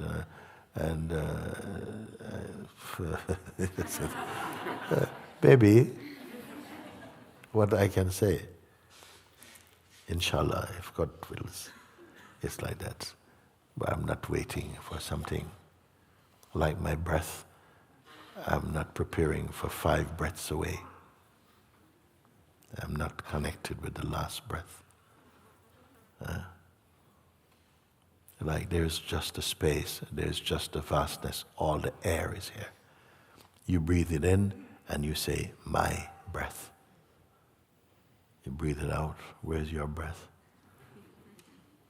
Life becomes like that in many ways. I don't like to talk like this too much because the mind is the first one to get it wrong. Okay? So, oh, he said this thing. What did you mean by that? I said, oh my God. Oh. Sorry, I didn't know you were in the room. Sorry.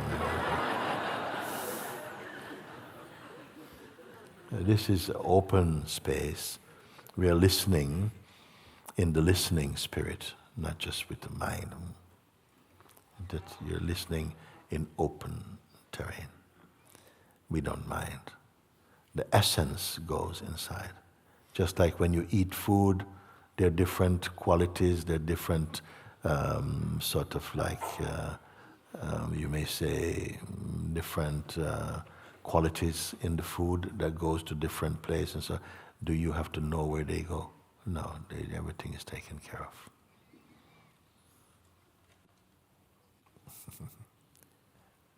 Thank you, very good. Nos seguiremos viendo, voy a seguir por este camino. We keep seeing each other because I'm going to continue in this path. Very good. Very good. Can you not continue? Or in fact, something is continuing. Something is continuing, you know? But even that which is continuing is also observed.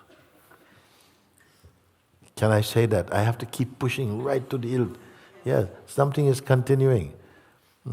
I am aware of continuation. I'm beyond even continuing. Can you meet that word? Yeah, good.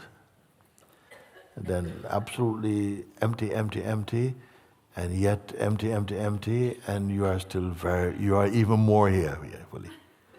The more the less there is of this you person mind, the more there is of you as just, if I can even call it more. More don't mean anything. More of me don't mean nothing. Less of me mean nothing at all. Are we speaking the language now? Yeah. Consciousness is our language. Yeah. French and English and Japanese, these are translations of consciousness. Our language is consciousness.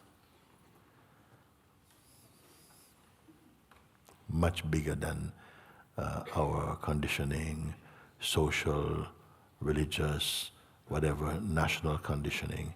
No, it's less than you as consciousness. You can adapt to anything. Just like water, we talk like this. If you put water in this vase, look, it takes the shape of that. If you put it in my hand, it takes the shape of my hand. If I put it in some kind of shape like this, it takes the shape of that. But we know water has no shape. The consciousness has no shape. But it will assume the shape of whatever concepts you want to use for now. Does it make you feel insecure that you're so fluid?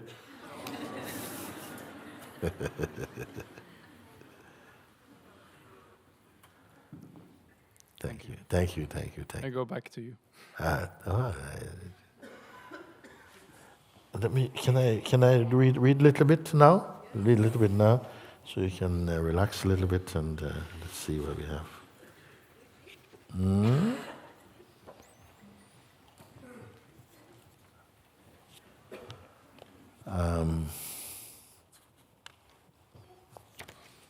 Okay, better be good. Come.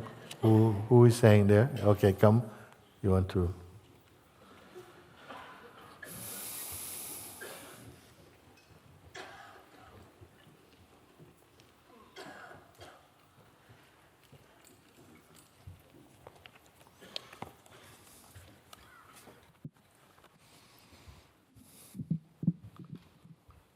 Namaste, Mooji. Namaste. Thank you so much. I want to check in with you. Mm-hmm.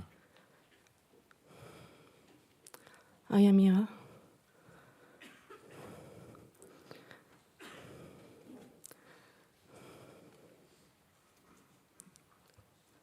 It's here.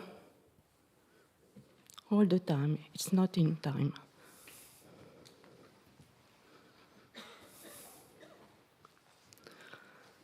I am before everything.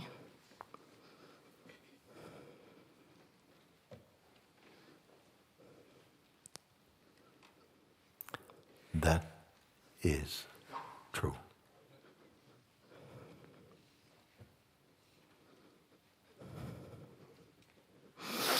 Thank you. Thank you. Thank you so much. I love you.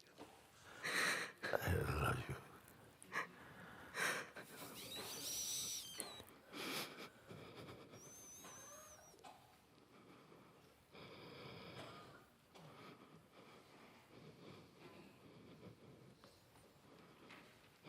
You have recovered your knowledge, your original knowingness.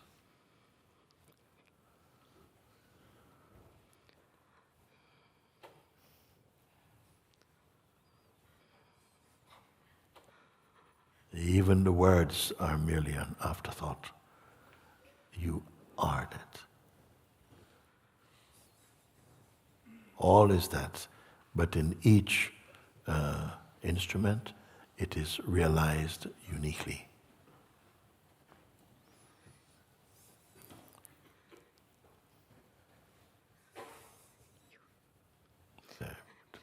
So, I love you. I love you. I love you. Thank you.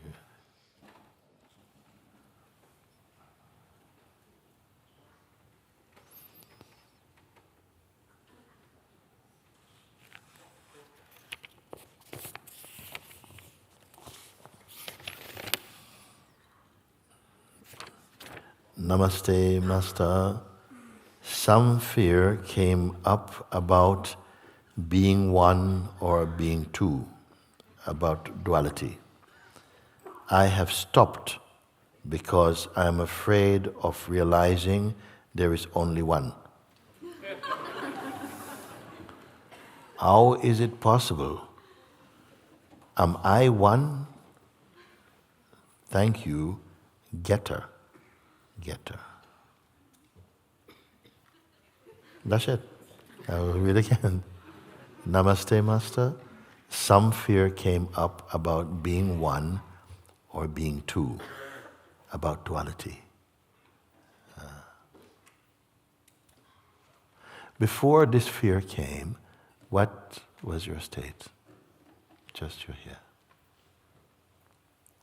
If you were empty, I say leave every thought, every idea, even every self-assessment, even things that you felt sure about, just for a moment, just for the sake of being empty, leave them. You can put them back again in a second.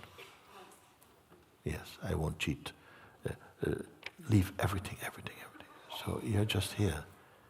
And we are finding now, more and more people here also is able to say, yes, it's possible, I'm totally empty now.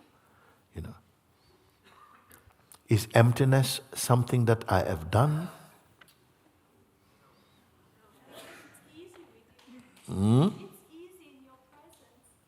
It is in my presence. So does that make me a magician or something? Is emptiness, you see, is it something that has been caused to happen? Is it a conjuring? Is it an illusion? This emptiness that you discover, I say you discover, you see. So, let's begin from emptiness. Emptiness is not a beginning. It is already here, no? So if I say let's begin, then we start something inside the emptiness. Emptiness is not going to move over for something to begin, because there cannot be any beginning or ending outside or apart from emptiness. It's happening as a movement inside the vastness or the emptiness. Is it clear like that? Okay, now. Then some fear has come up about being one or being two. What does it mean? You are already here. I'm not asking you to change something, okay? We are just here to find out what is already so and is ever so. Because do we know anything that we have experienced that we can say is always so? No, things are constantly changing, like traffic in front, sensation, thought, feeling, in the body, out of the body, in front, behind, above, they're all, but there's an awareness of them. Is the awareness moving about? So that's why I say this is the emptiness. It is here. Amazingly, very few people seem to be aware of emptiness. Or they think they are not. They think emptiness is some kind of special state. Sometimes people feel emptiness is like a special place or state that people who meditate go to. They don't see that even in between two thoughts is emptiness. They don't see that even during thought there is just emptiness.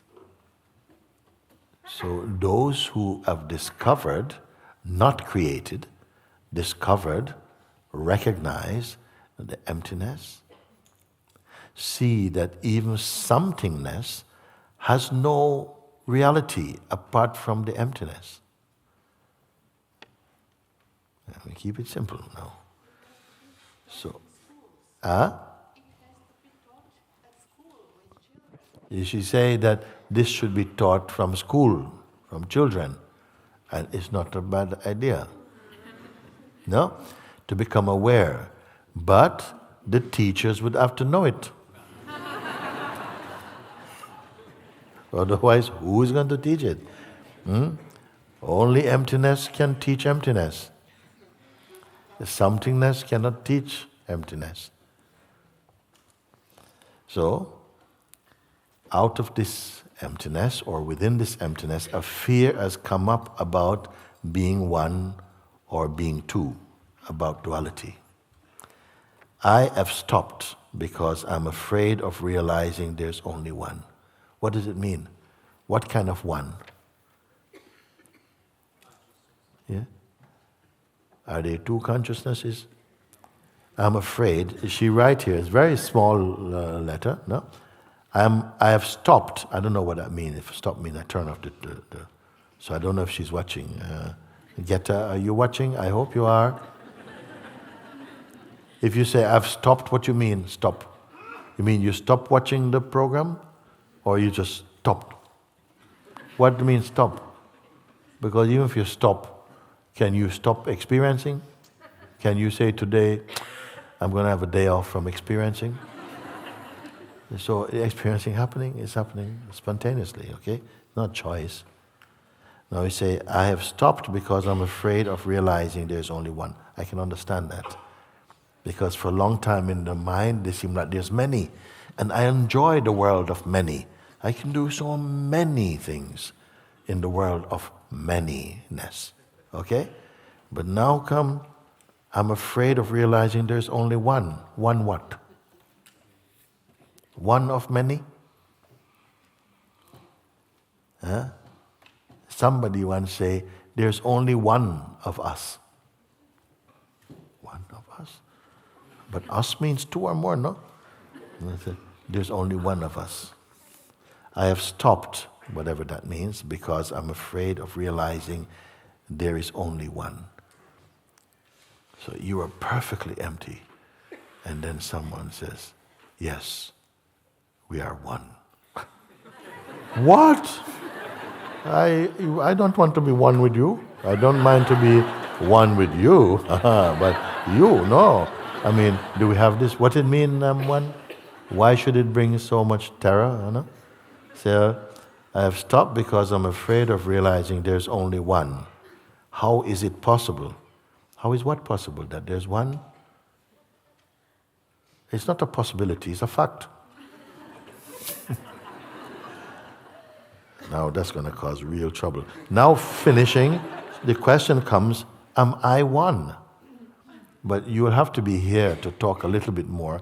I don't know what is happening in your head when you hear, if I say, you ask, am I one? And I says, yes, we are.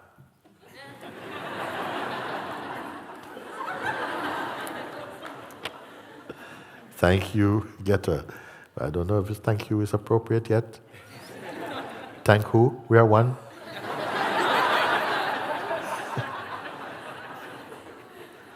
I think we need to talk, Getter. Until Getter get it, basically. Yeah. So maybe someone understands some fear came up about being one or being two, about duality.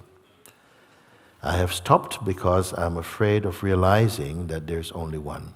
How is it possible? It's an honest letter also. I would just like to spend a little time to clarify in her presence and hope you haven't just switched off. You see? From the one. Okay, let me read on a bit more. Where I put my stash.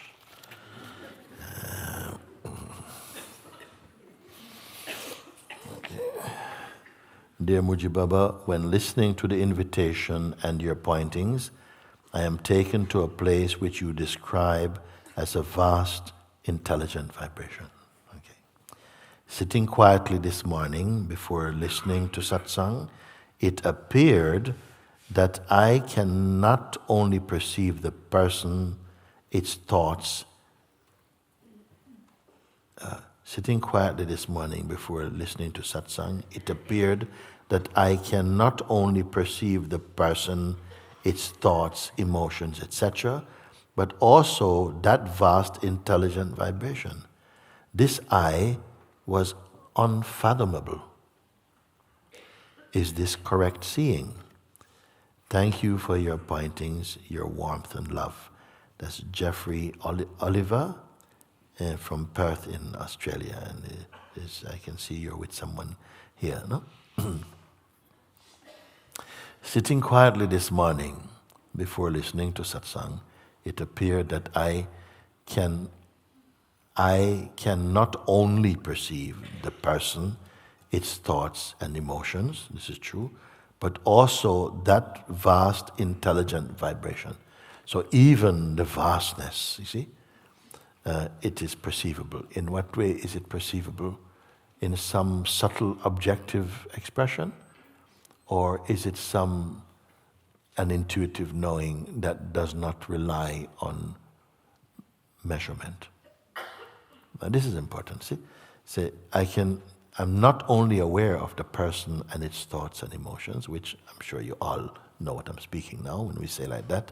Emotions, thoughts, feelings, sensations, they're just drifting in and out through the space of your being, but your being is not drifting about. We have conquered that or not? Yes. Thank you, very good. Okay, now let's look at the vastness. Not only am I able to perceive the thoughts, emotions, etc., but also that vast intelligent vibration that this I was unfathomable. So the I which is perceiving them, or the I which is synonymous with them. We didn't say, Jeffrey did not mention, but let's put it both ways. So not only was I able to perceive the person, its thoughts and emotions, but also that vast intelligent vibration. So I want to see, is it an optical seeing? Or is it a sense, but yet it is not a guess? Can you follow? It is a knowing, but it is not a scientific-like kind of knowing. Yeah. And is that an acceptable knowledge? Because we have grown to think, we are at the moment what I call, the doubting Thomas knowers. Meaning that unless I can see it and touch it and smell it and taste it, then that means it's real. But some people say yes, but also in dream you can taste, honey tastes like honey. Rain feels wet, fire feels hot, but it's also a dream also. No?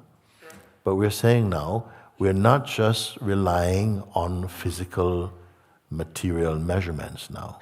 How do you perceive the vastness? You're only here in this tiny body. How far can you go? Maybe as far as your sight can reach, you can say.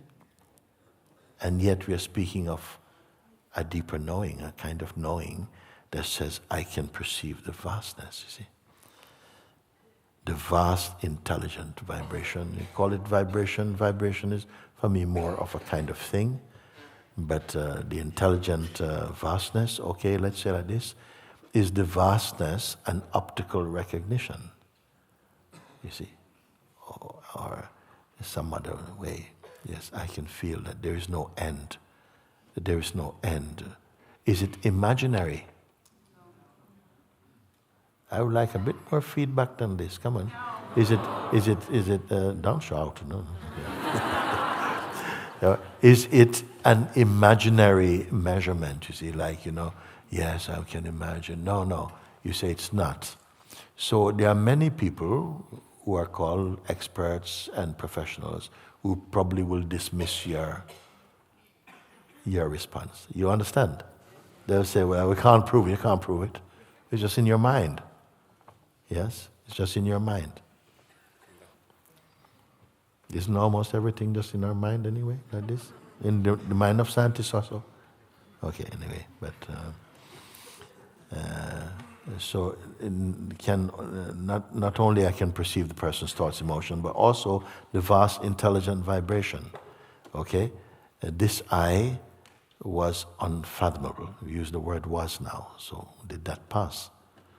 The I itself was in that moment of seeing unfathomable, meaning that it must be linked with the vast intelligent vibration, or even more subtle to be said that it's unfathomable. So, but that will be perceived also. Have I gone too far? No. Okay, so then that would also be perceived. By what? I won't accept your answers, by the way. By what? Let the question, give the question some space in you. By what would it be perceived? The fact is already that it is perceived, isn't it? Now if I were to ask, yeah, it is perceived. By what could it be perceived? Huh? You cannot say. By the unspeakable. Must be by the unspeakable, isn't it? Where is this sense of you or I now?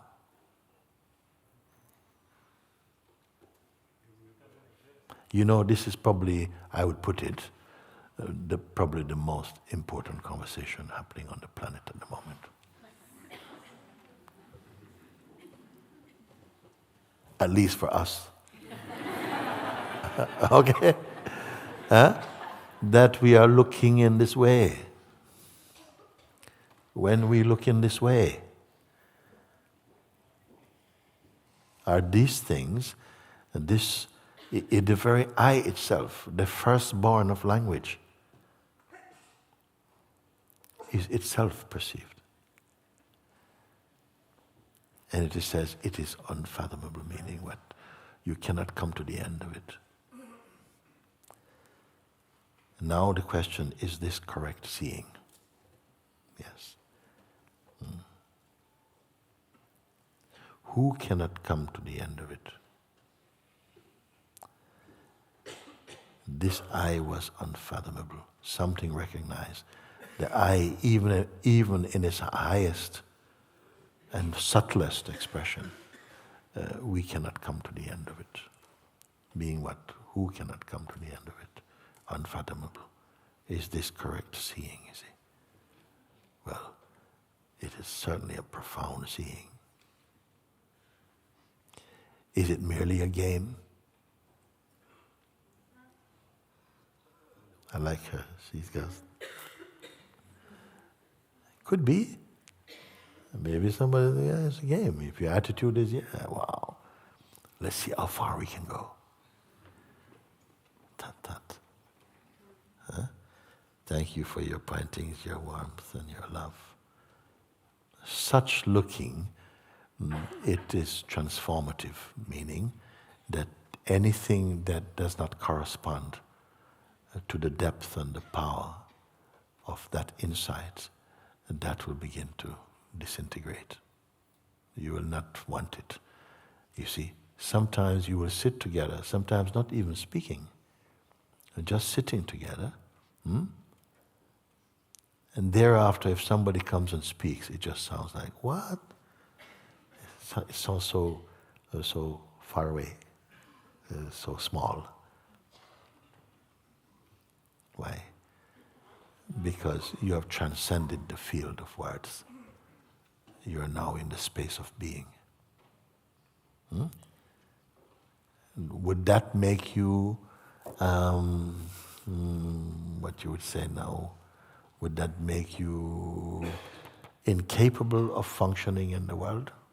I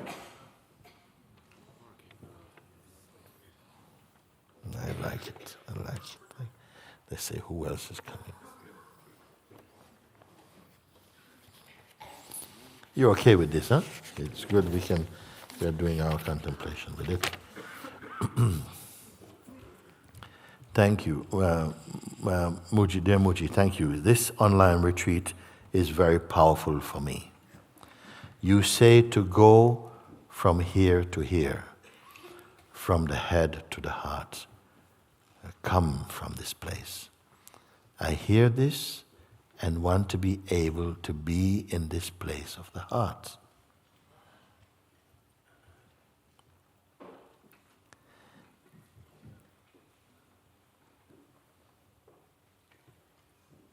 At the beginning of the invitation, there was no thought, just clarity and openness. As you begin to ask the questions, I am back in the head. It is like too much noise as I pay attention to the question and everything closes in. I want to be able to hear and not be in the head. Can you help me, Lynn? It's good. It's good. So you said, as you, I hear this, I want to be able to be in this place of the heart. You have heard me enough said, that I want to be in this place of the heart signify at least two things. The heart and one who wants to be in it. The one who wants to be in the heart obviously feel I am away from the heart. And this one, everyone can relate to this one. Yes? Because we are in a common field of personal identity. We believe the one we are speaking from and as is this me feeling, which is a mixture of mind and presence. That this one wants to understand and get something, no? It wants to be in the heart, okay? So I have to take that, I have to accept that as at least it's an impulse from life, a wish to be in a more stable place. And we have to work with that. But at the same time, I need to point out that this one who says, I want to be in the heart more, I understand that. I know where it comes from. I see the one who speaks it. But we want to correct something. I want to be more in the heart. feels like a very true statement coming from a very true and factual entity. But nobody questions whether that could possibly be a thought construct, a belief. I want to be more in the heart. Another way of saying, I want to be more in myself. Can you see? Heart is not some stranger like, heart is where God lives over there and I want to go there. No, heart means who I am truly. So, what it implies is that you obviously can have a sense of an existence, okay, where you are apart from your true self. Which in effect, that's what ego means. I'm living in the belief that I'm something that is far less than what I actually am. And now I want to come to the end of this, I want to return to my true state. Okay, fair enough, like that, no? At the beginning of the invitation, there was no thought. Fine, like right now, or whatever, maybe there's no thought. Just clarity and openness. Just clarity and openness, okay? As you begin to ask the questions, I am back in the head. Why? Huh? These questions, no one is asking these questions. They're not going to be asked in work. Your family is not probably going to ask you these kind of questions. Your employer is not going to ask you these questions. Your employee are not going to ask you these questions. Your friends are not going to ask you these questions. Your synagogue or church is not asking you these questions. Politicians are not asking you these questions. Nobody's asking this question. Such as, will you come to this place and look, leave everything. Leave everything. Even anybody asking you to leave everything? Leave everything. When you leave everything, what is remaining here that cannot be left? Who is asking this question? I would put that at the core of the solution of human problems by discovering this. Not as a philosophy, but as a discovery. Would people want to know about this? No, mostly. Some, but not most. Some people think, oh, we got the answer. Let's go to 10 Downing Street. Buckingham Palace. Your Majesty, I want to have a word with you. Mr. Trump, I want to speak with you. I've found a wonderful thing for America. What response are you going to get? Okay? Well, that's fun. It's all right. It's fun. It's okay, I'm just saying, don't feel that somehow something that you discovered, everybody's going to want it. It doesn't work like that. Okay? So, as you begin to ask the questions, I am back in my head. It is like too much noise as I pay attention to the question and everything closes in. Why is too much noise? Because it is as though something inside is saying, look, but you were peaceful before. Look, there was clarity and openness. Why you want to disturb that? Well, it is disturbable, that's one thing for sure. If it was not disturbable, fine. Farewell, be well. But if it is disturbable, if you're saying, no, I'm just clarity and openness, and then something goes, how dare you? Then what is clarity and openness for you? A moment or something? We are not talking about momentary states of pleasure and happiness. I'm talking about that unbroken peace and love and life. And I want to see if it is possible or whether it is a myth. Is it a spiritual fantasy? And I want to come and prove it with you, in us today.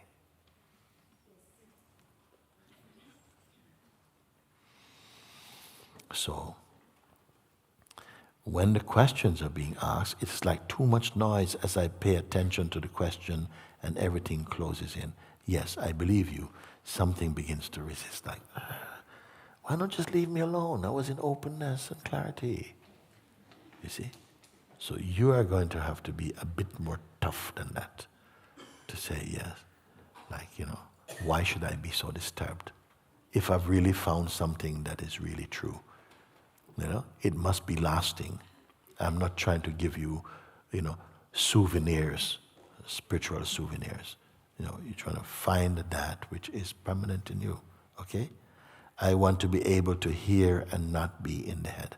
This is beautiful. I want to be able to follow the questions, you see? Because they're going to give me something even more powerful and more stable than momentary clarity and openness.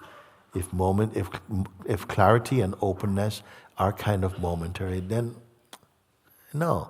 I'd rather leave that aside and go for that which is stable and ever present. That's what, see? Can you help me? Yes, like that. That when these thoughts come, like even that at the beginning of the invitation, something wants to say, yeah, but before I was clear and open. So do I need to do the invitation if I'm clear and open? Yes. The invitation cannot make you less clear and open. You see? So I would say that you expose that play happens as it does for many people. I'm happy that people expose that thing can happen. You are on the verge of discovering one of the most important discoveries in your life. And something does not want to cooperate. The psychological aspect of the mind is not willingly cooperating with anything that threatens its power. Like that. I will read on the music. I will do, whoa, late. I'll do one more for now. I like to read these because they give a chance to respond to them in a universal way. Okay, hi Mooji, I'm attending the Satsang online and I am grateful. This morning, I empathized with one of the beings speaking with you. I felt as if it was my own meeting with the self, or it seemed so to me. A flash shook and overwhelmed my body, and I lost any reference to time and space, but there was fear. It felt like a panic attack, and I recognized being claustrophobic. This has been happening during the last years while meditating, when I reach this formless place where I clearly feel an expansion. I have learned to accept this and not to run away, but for a long time I have been avoiding meditation because I am afraid to reach this point. Can you shed some light on this situation? Many thanks to you and everybody sharing. Monica. A good one to finish one today? Okay, so here is someone who has been meditating for some time and also listening to satsang and finding that in the listening, some things are falling away and we're coming to a space of emptiness, okay? And right there, as we come into this expansiveness, fear comes. Why? Why fear come?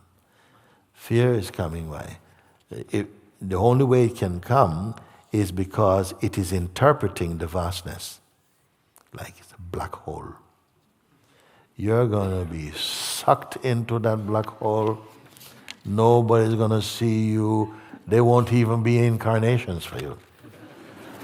Okay? And that's how black that hole is. You go close, whoa, like this and no. So some image must come to you that I'm coming in, and the mind says, you are disappearing. You're disappearing. Is that good? I'm disappearing. What's disappearing? Can we stop for a minute there? Is it my bad things are disappearing? Because I'm okay with that. I'll sign for that, okay? But is my good things disappearing too? Please tell me. Okay? So something, I'm disappearing. This is one of the things that will come. I'm disappearing, actually. Right now, the mind is very, very much in this play. You're feeling like, whoa. Your references in personal terms are slipping away. And there is just a sense of vastness, emptiness, okay? You know? Then the mind is saying, yeah, wait for it, wait for it, wait for it, pow! Okay? But no pow come. Your pow would be, that's your pow. There's no pow coming, no, okay? Mind is putting something for you. That if you stay like that, yeah, it's the beginning of the end. Oh, hold on to your seat, huh? You're going to disappear. You're going to disappear. 5, 4, 3. Stop. I'm telling you these things because it's likely that it can play in your mind like that. Emptiness is just the calm before the storm. No, it's not like that at all.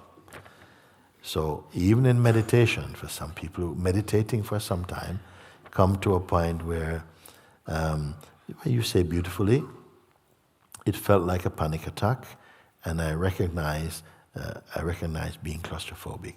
All of these is the mind playing its best hand. You know, claustrophobia, closing down. Some people start to like this, you know. It happens all the time. Okay? Now, and this has been happening during the past years while meditating. When I reach this formless place where I clearly feel an expansion, I have learned to accept this and not to run away. But for a long time, I have been avoiding meditation. Now you see what happened? Now you don't want to go to meditation because you think, I'm gonna come to this point. You're enjoying the meditation up until it starts to come to like emptiness. Is the emptiness something in front of you or inside you? Is the emptiness like, Star Trek, we're going, wow, just whoa, put it? Or is the emptiness your own self? Is it inside? Is it outside? Is it inside and outside? Or what is it?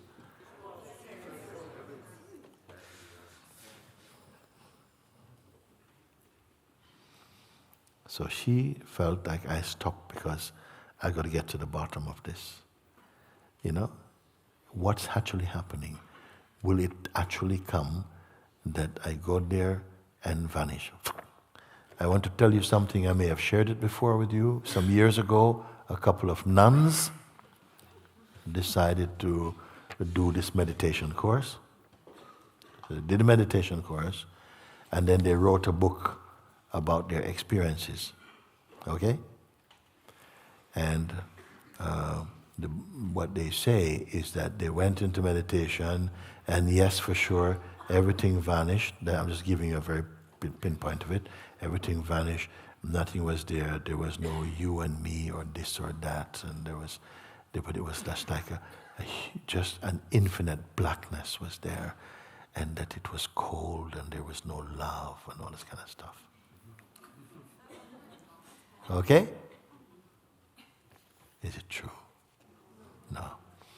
What happened in your case? They did the course. They came. They went on the course, but they may have come on that course with a very maybe some Christian fear or something, some fear that we're coming here as researchers, okay? So what happened is that the mind imitates the vastness.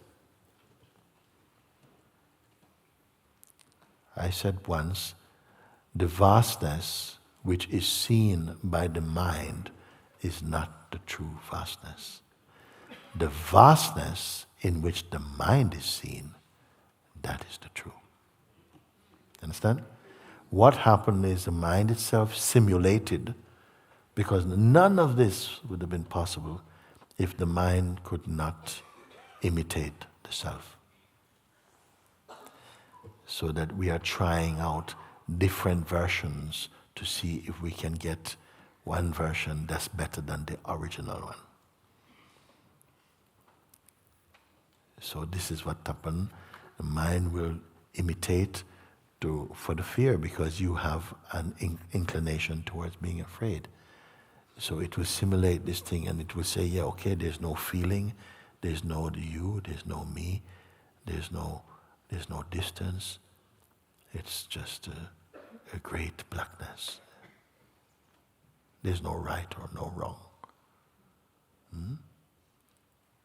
But there's no love. And it's cold. And they are writing about meditation. If you retain a prejudice in your mind, it will contribute to your overall view. They did not go totally to experience it and leave themselves aside. And it's the same thing that can happen. You are about to discover, or you are discovering, the fullness of yourself. But fear starts to come. It didn't get you first time, second time not. Now it comes now, like maybe you're just going to vanish and you'll never come back. It will put some threat. And that threat will bring you back into person. And it is the personal aspect of yourself that can be afraid. Your heart cannot be afraid.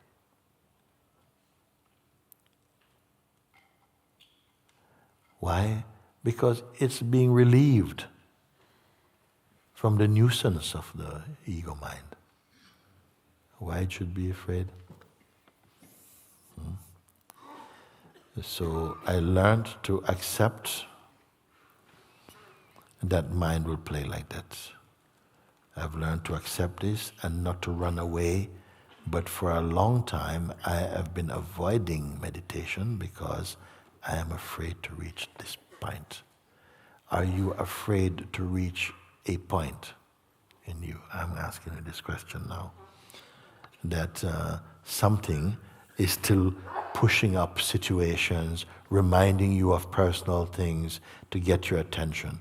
Like the more you're coming in, the more you're closing in on the thief. He's in the garden somewhere. You know, he starts to throw stones in the bush. You're going, whoa, I think he's over there. That's maybe you'll get distracted, and so he can escape. It almost feels like this, no? And can you shed some light on this situation? I think we just have like that. There's nothing to be afraid of. Everyone who has woken up to the truth have passed through these dilemmas and these kind of things from the mind. You have to, in order to then later come and guide others. You know, yes, these things will come. All these things, they come for myself also. Some fear, and like this one time in the early stages when I was looking into some of these things, and then at one point a thing came into my mind that if I went one step more, I was going to become Quasimodo.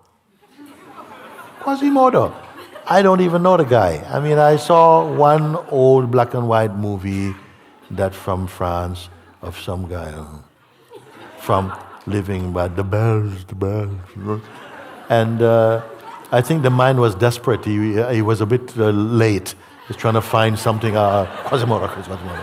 And I saw, and for a moment it caught me because at that time, you know, I have more self-consciousness about, you know, being a cool guy and this type of stuff. So actually the mind was right. Quasimodo was not appealing at all, you know, because I'm still living in my town. Some people, they go away, they are experiencing awakening in another town, nobody know them, but everything is happening in my own town. And I couldn't see myself going down Brixton Hill. You know? So it caught me for a moment. I thought, whoa. I don't know if I'm ready to take that one at all, you know. That's heavy, you know. Look, Lord, I'll go everywhere, but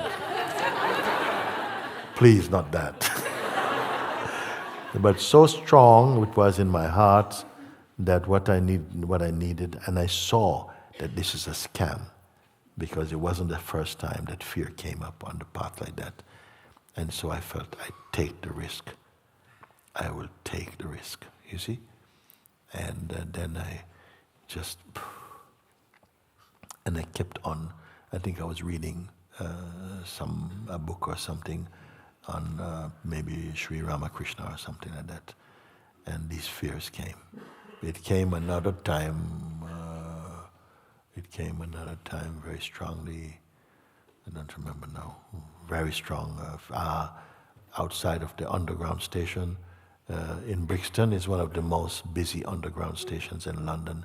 Opposite, there's a place called Body Shop and another shop called Morley's right there. In that space between the two, they used to have a lot of things going on there. One Saturday I was passing and there were people from a Church of God, very, very dynamic, tambourines and hallelujah, praise the Lord, and la la la la. But I liked it. I was sitting by the side of the road, I'm watching, and it's very, very powerful and very full of spirit and love, and people shouting in the street and dancing and drums, and I was watching, and then like a thought came, like, join them. Join them for Jesus. I thought, no, man, please don't, no. I was looking and I was seeing this. I'm in the middle of town, people know me here, And it was hallelujah, praise the Lord. Jesus. And I said, no. I said, listen, Father, if I need to do that, you have to put that spirit in me, because it really be false, And then I said, you know what? Maybe I'm just being afraid. I'm too much protecting my ego. This is many years ago. And I said, okay, I'll go. And as I move to go over there, they start packing up.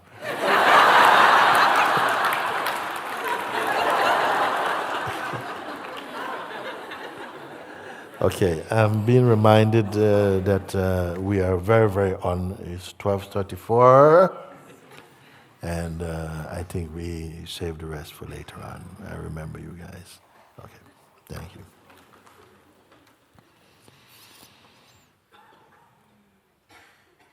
Okay, quickly we will have our music for today. Were we ready or?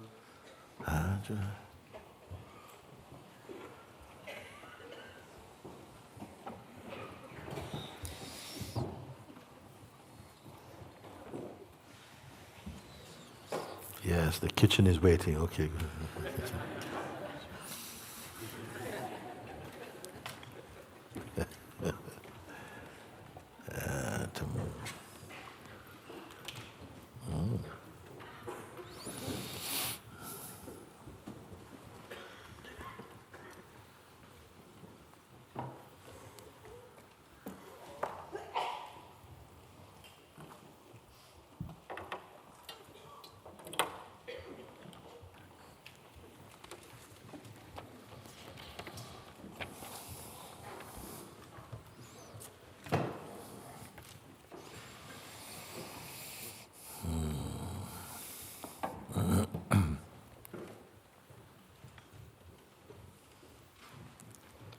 Very good.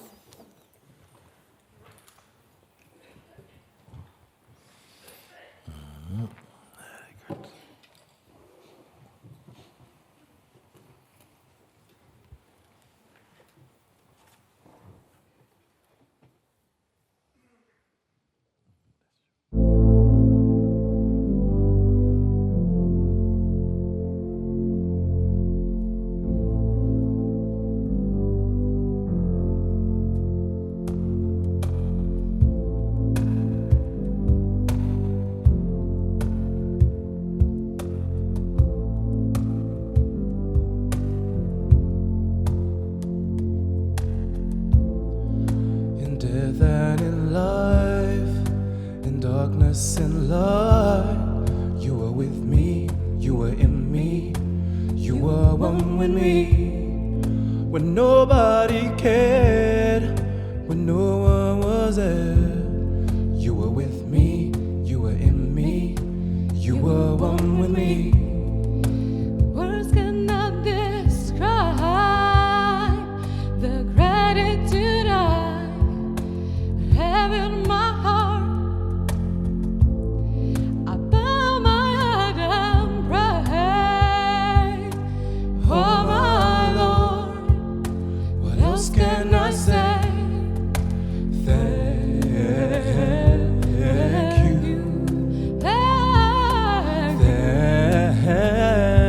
you, thank you, thank you thank you. for laughter and tears, for joys and fears, for all of my ups and downs. From the tears, from the fears, from the sadness, to the joy, to the love, to the gladness. From the fears, from the tears, from the sadness, to the joy, to the love, to the gladness. I am whole. I am whole. I am whole. I am whole. Lord, I am here. Now I can see clear. You were with me, you were in me, you were one with me. You've opened my heart, you filled it with light. You were with me, you were in me, you were one with me. Words cannot describe the gratitude I have in my heart. I bow my head and pray, oh my Lord, what else can I say? Thank you, Thank you, thank you, thank you, thank you. thank you. For laughter and tears, for joys and fears, for all of my ups and downs. Thank you, Thank you, thank you, thank you, thank you. thank you. For laughter and tears, for joys and fears, for all of my ups and downs.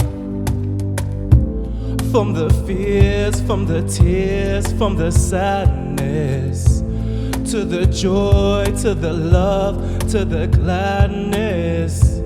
From the fears, from the tears, from the sadness, to the joy, to the love, to the gladness. From the fears, from the tears, from the sadness, to the joy, to the love, to the gladness. From the fears, from the tears, from the sadness, to the joy, to the love, to the gladness.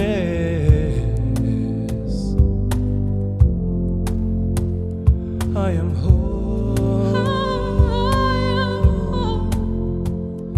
I am whole. I am whole. I am whole. I am whole. I am whole. I am whole. Father, I am whole.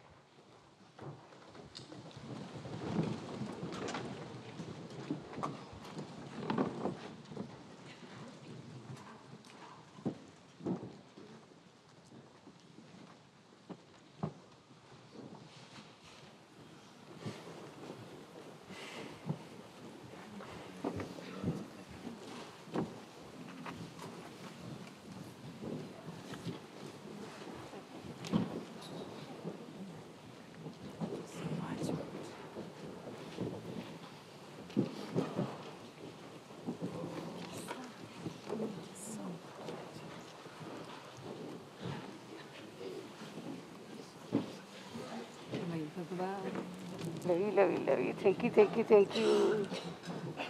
Be in my heart. Thank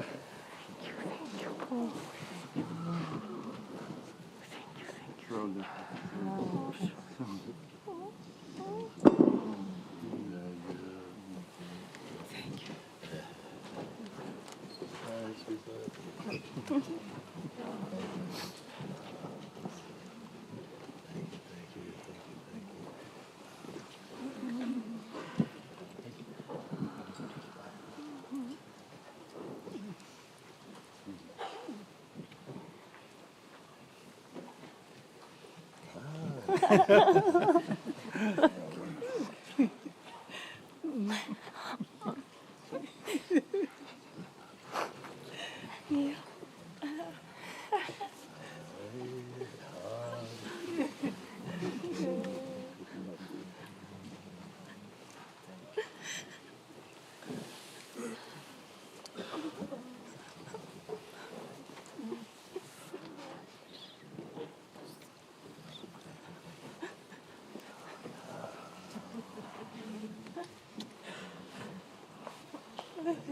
Thank you, thank you.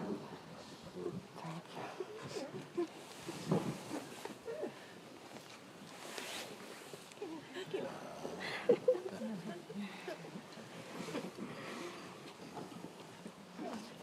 Thank you. Thank you. Thank you so much. Thank you.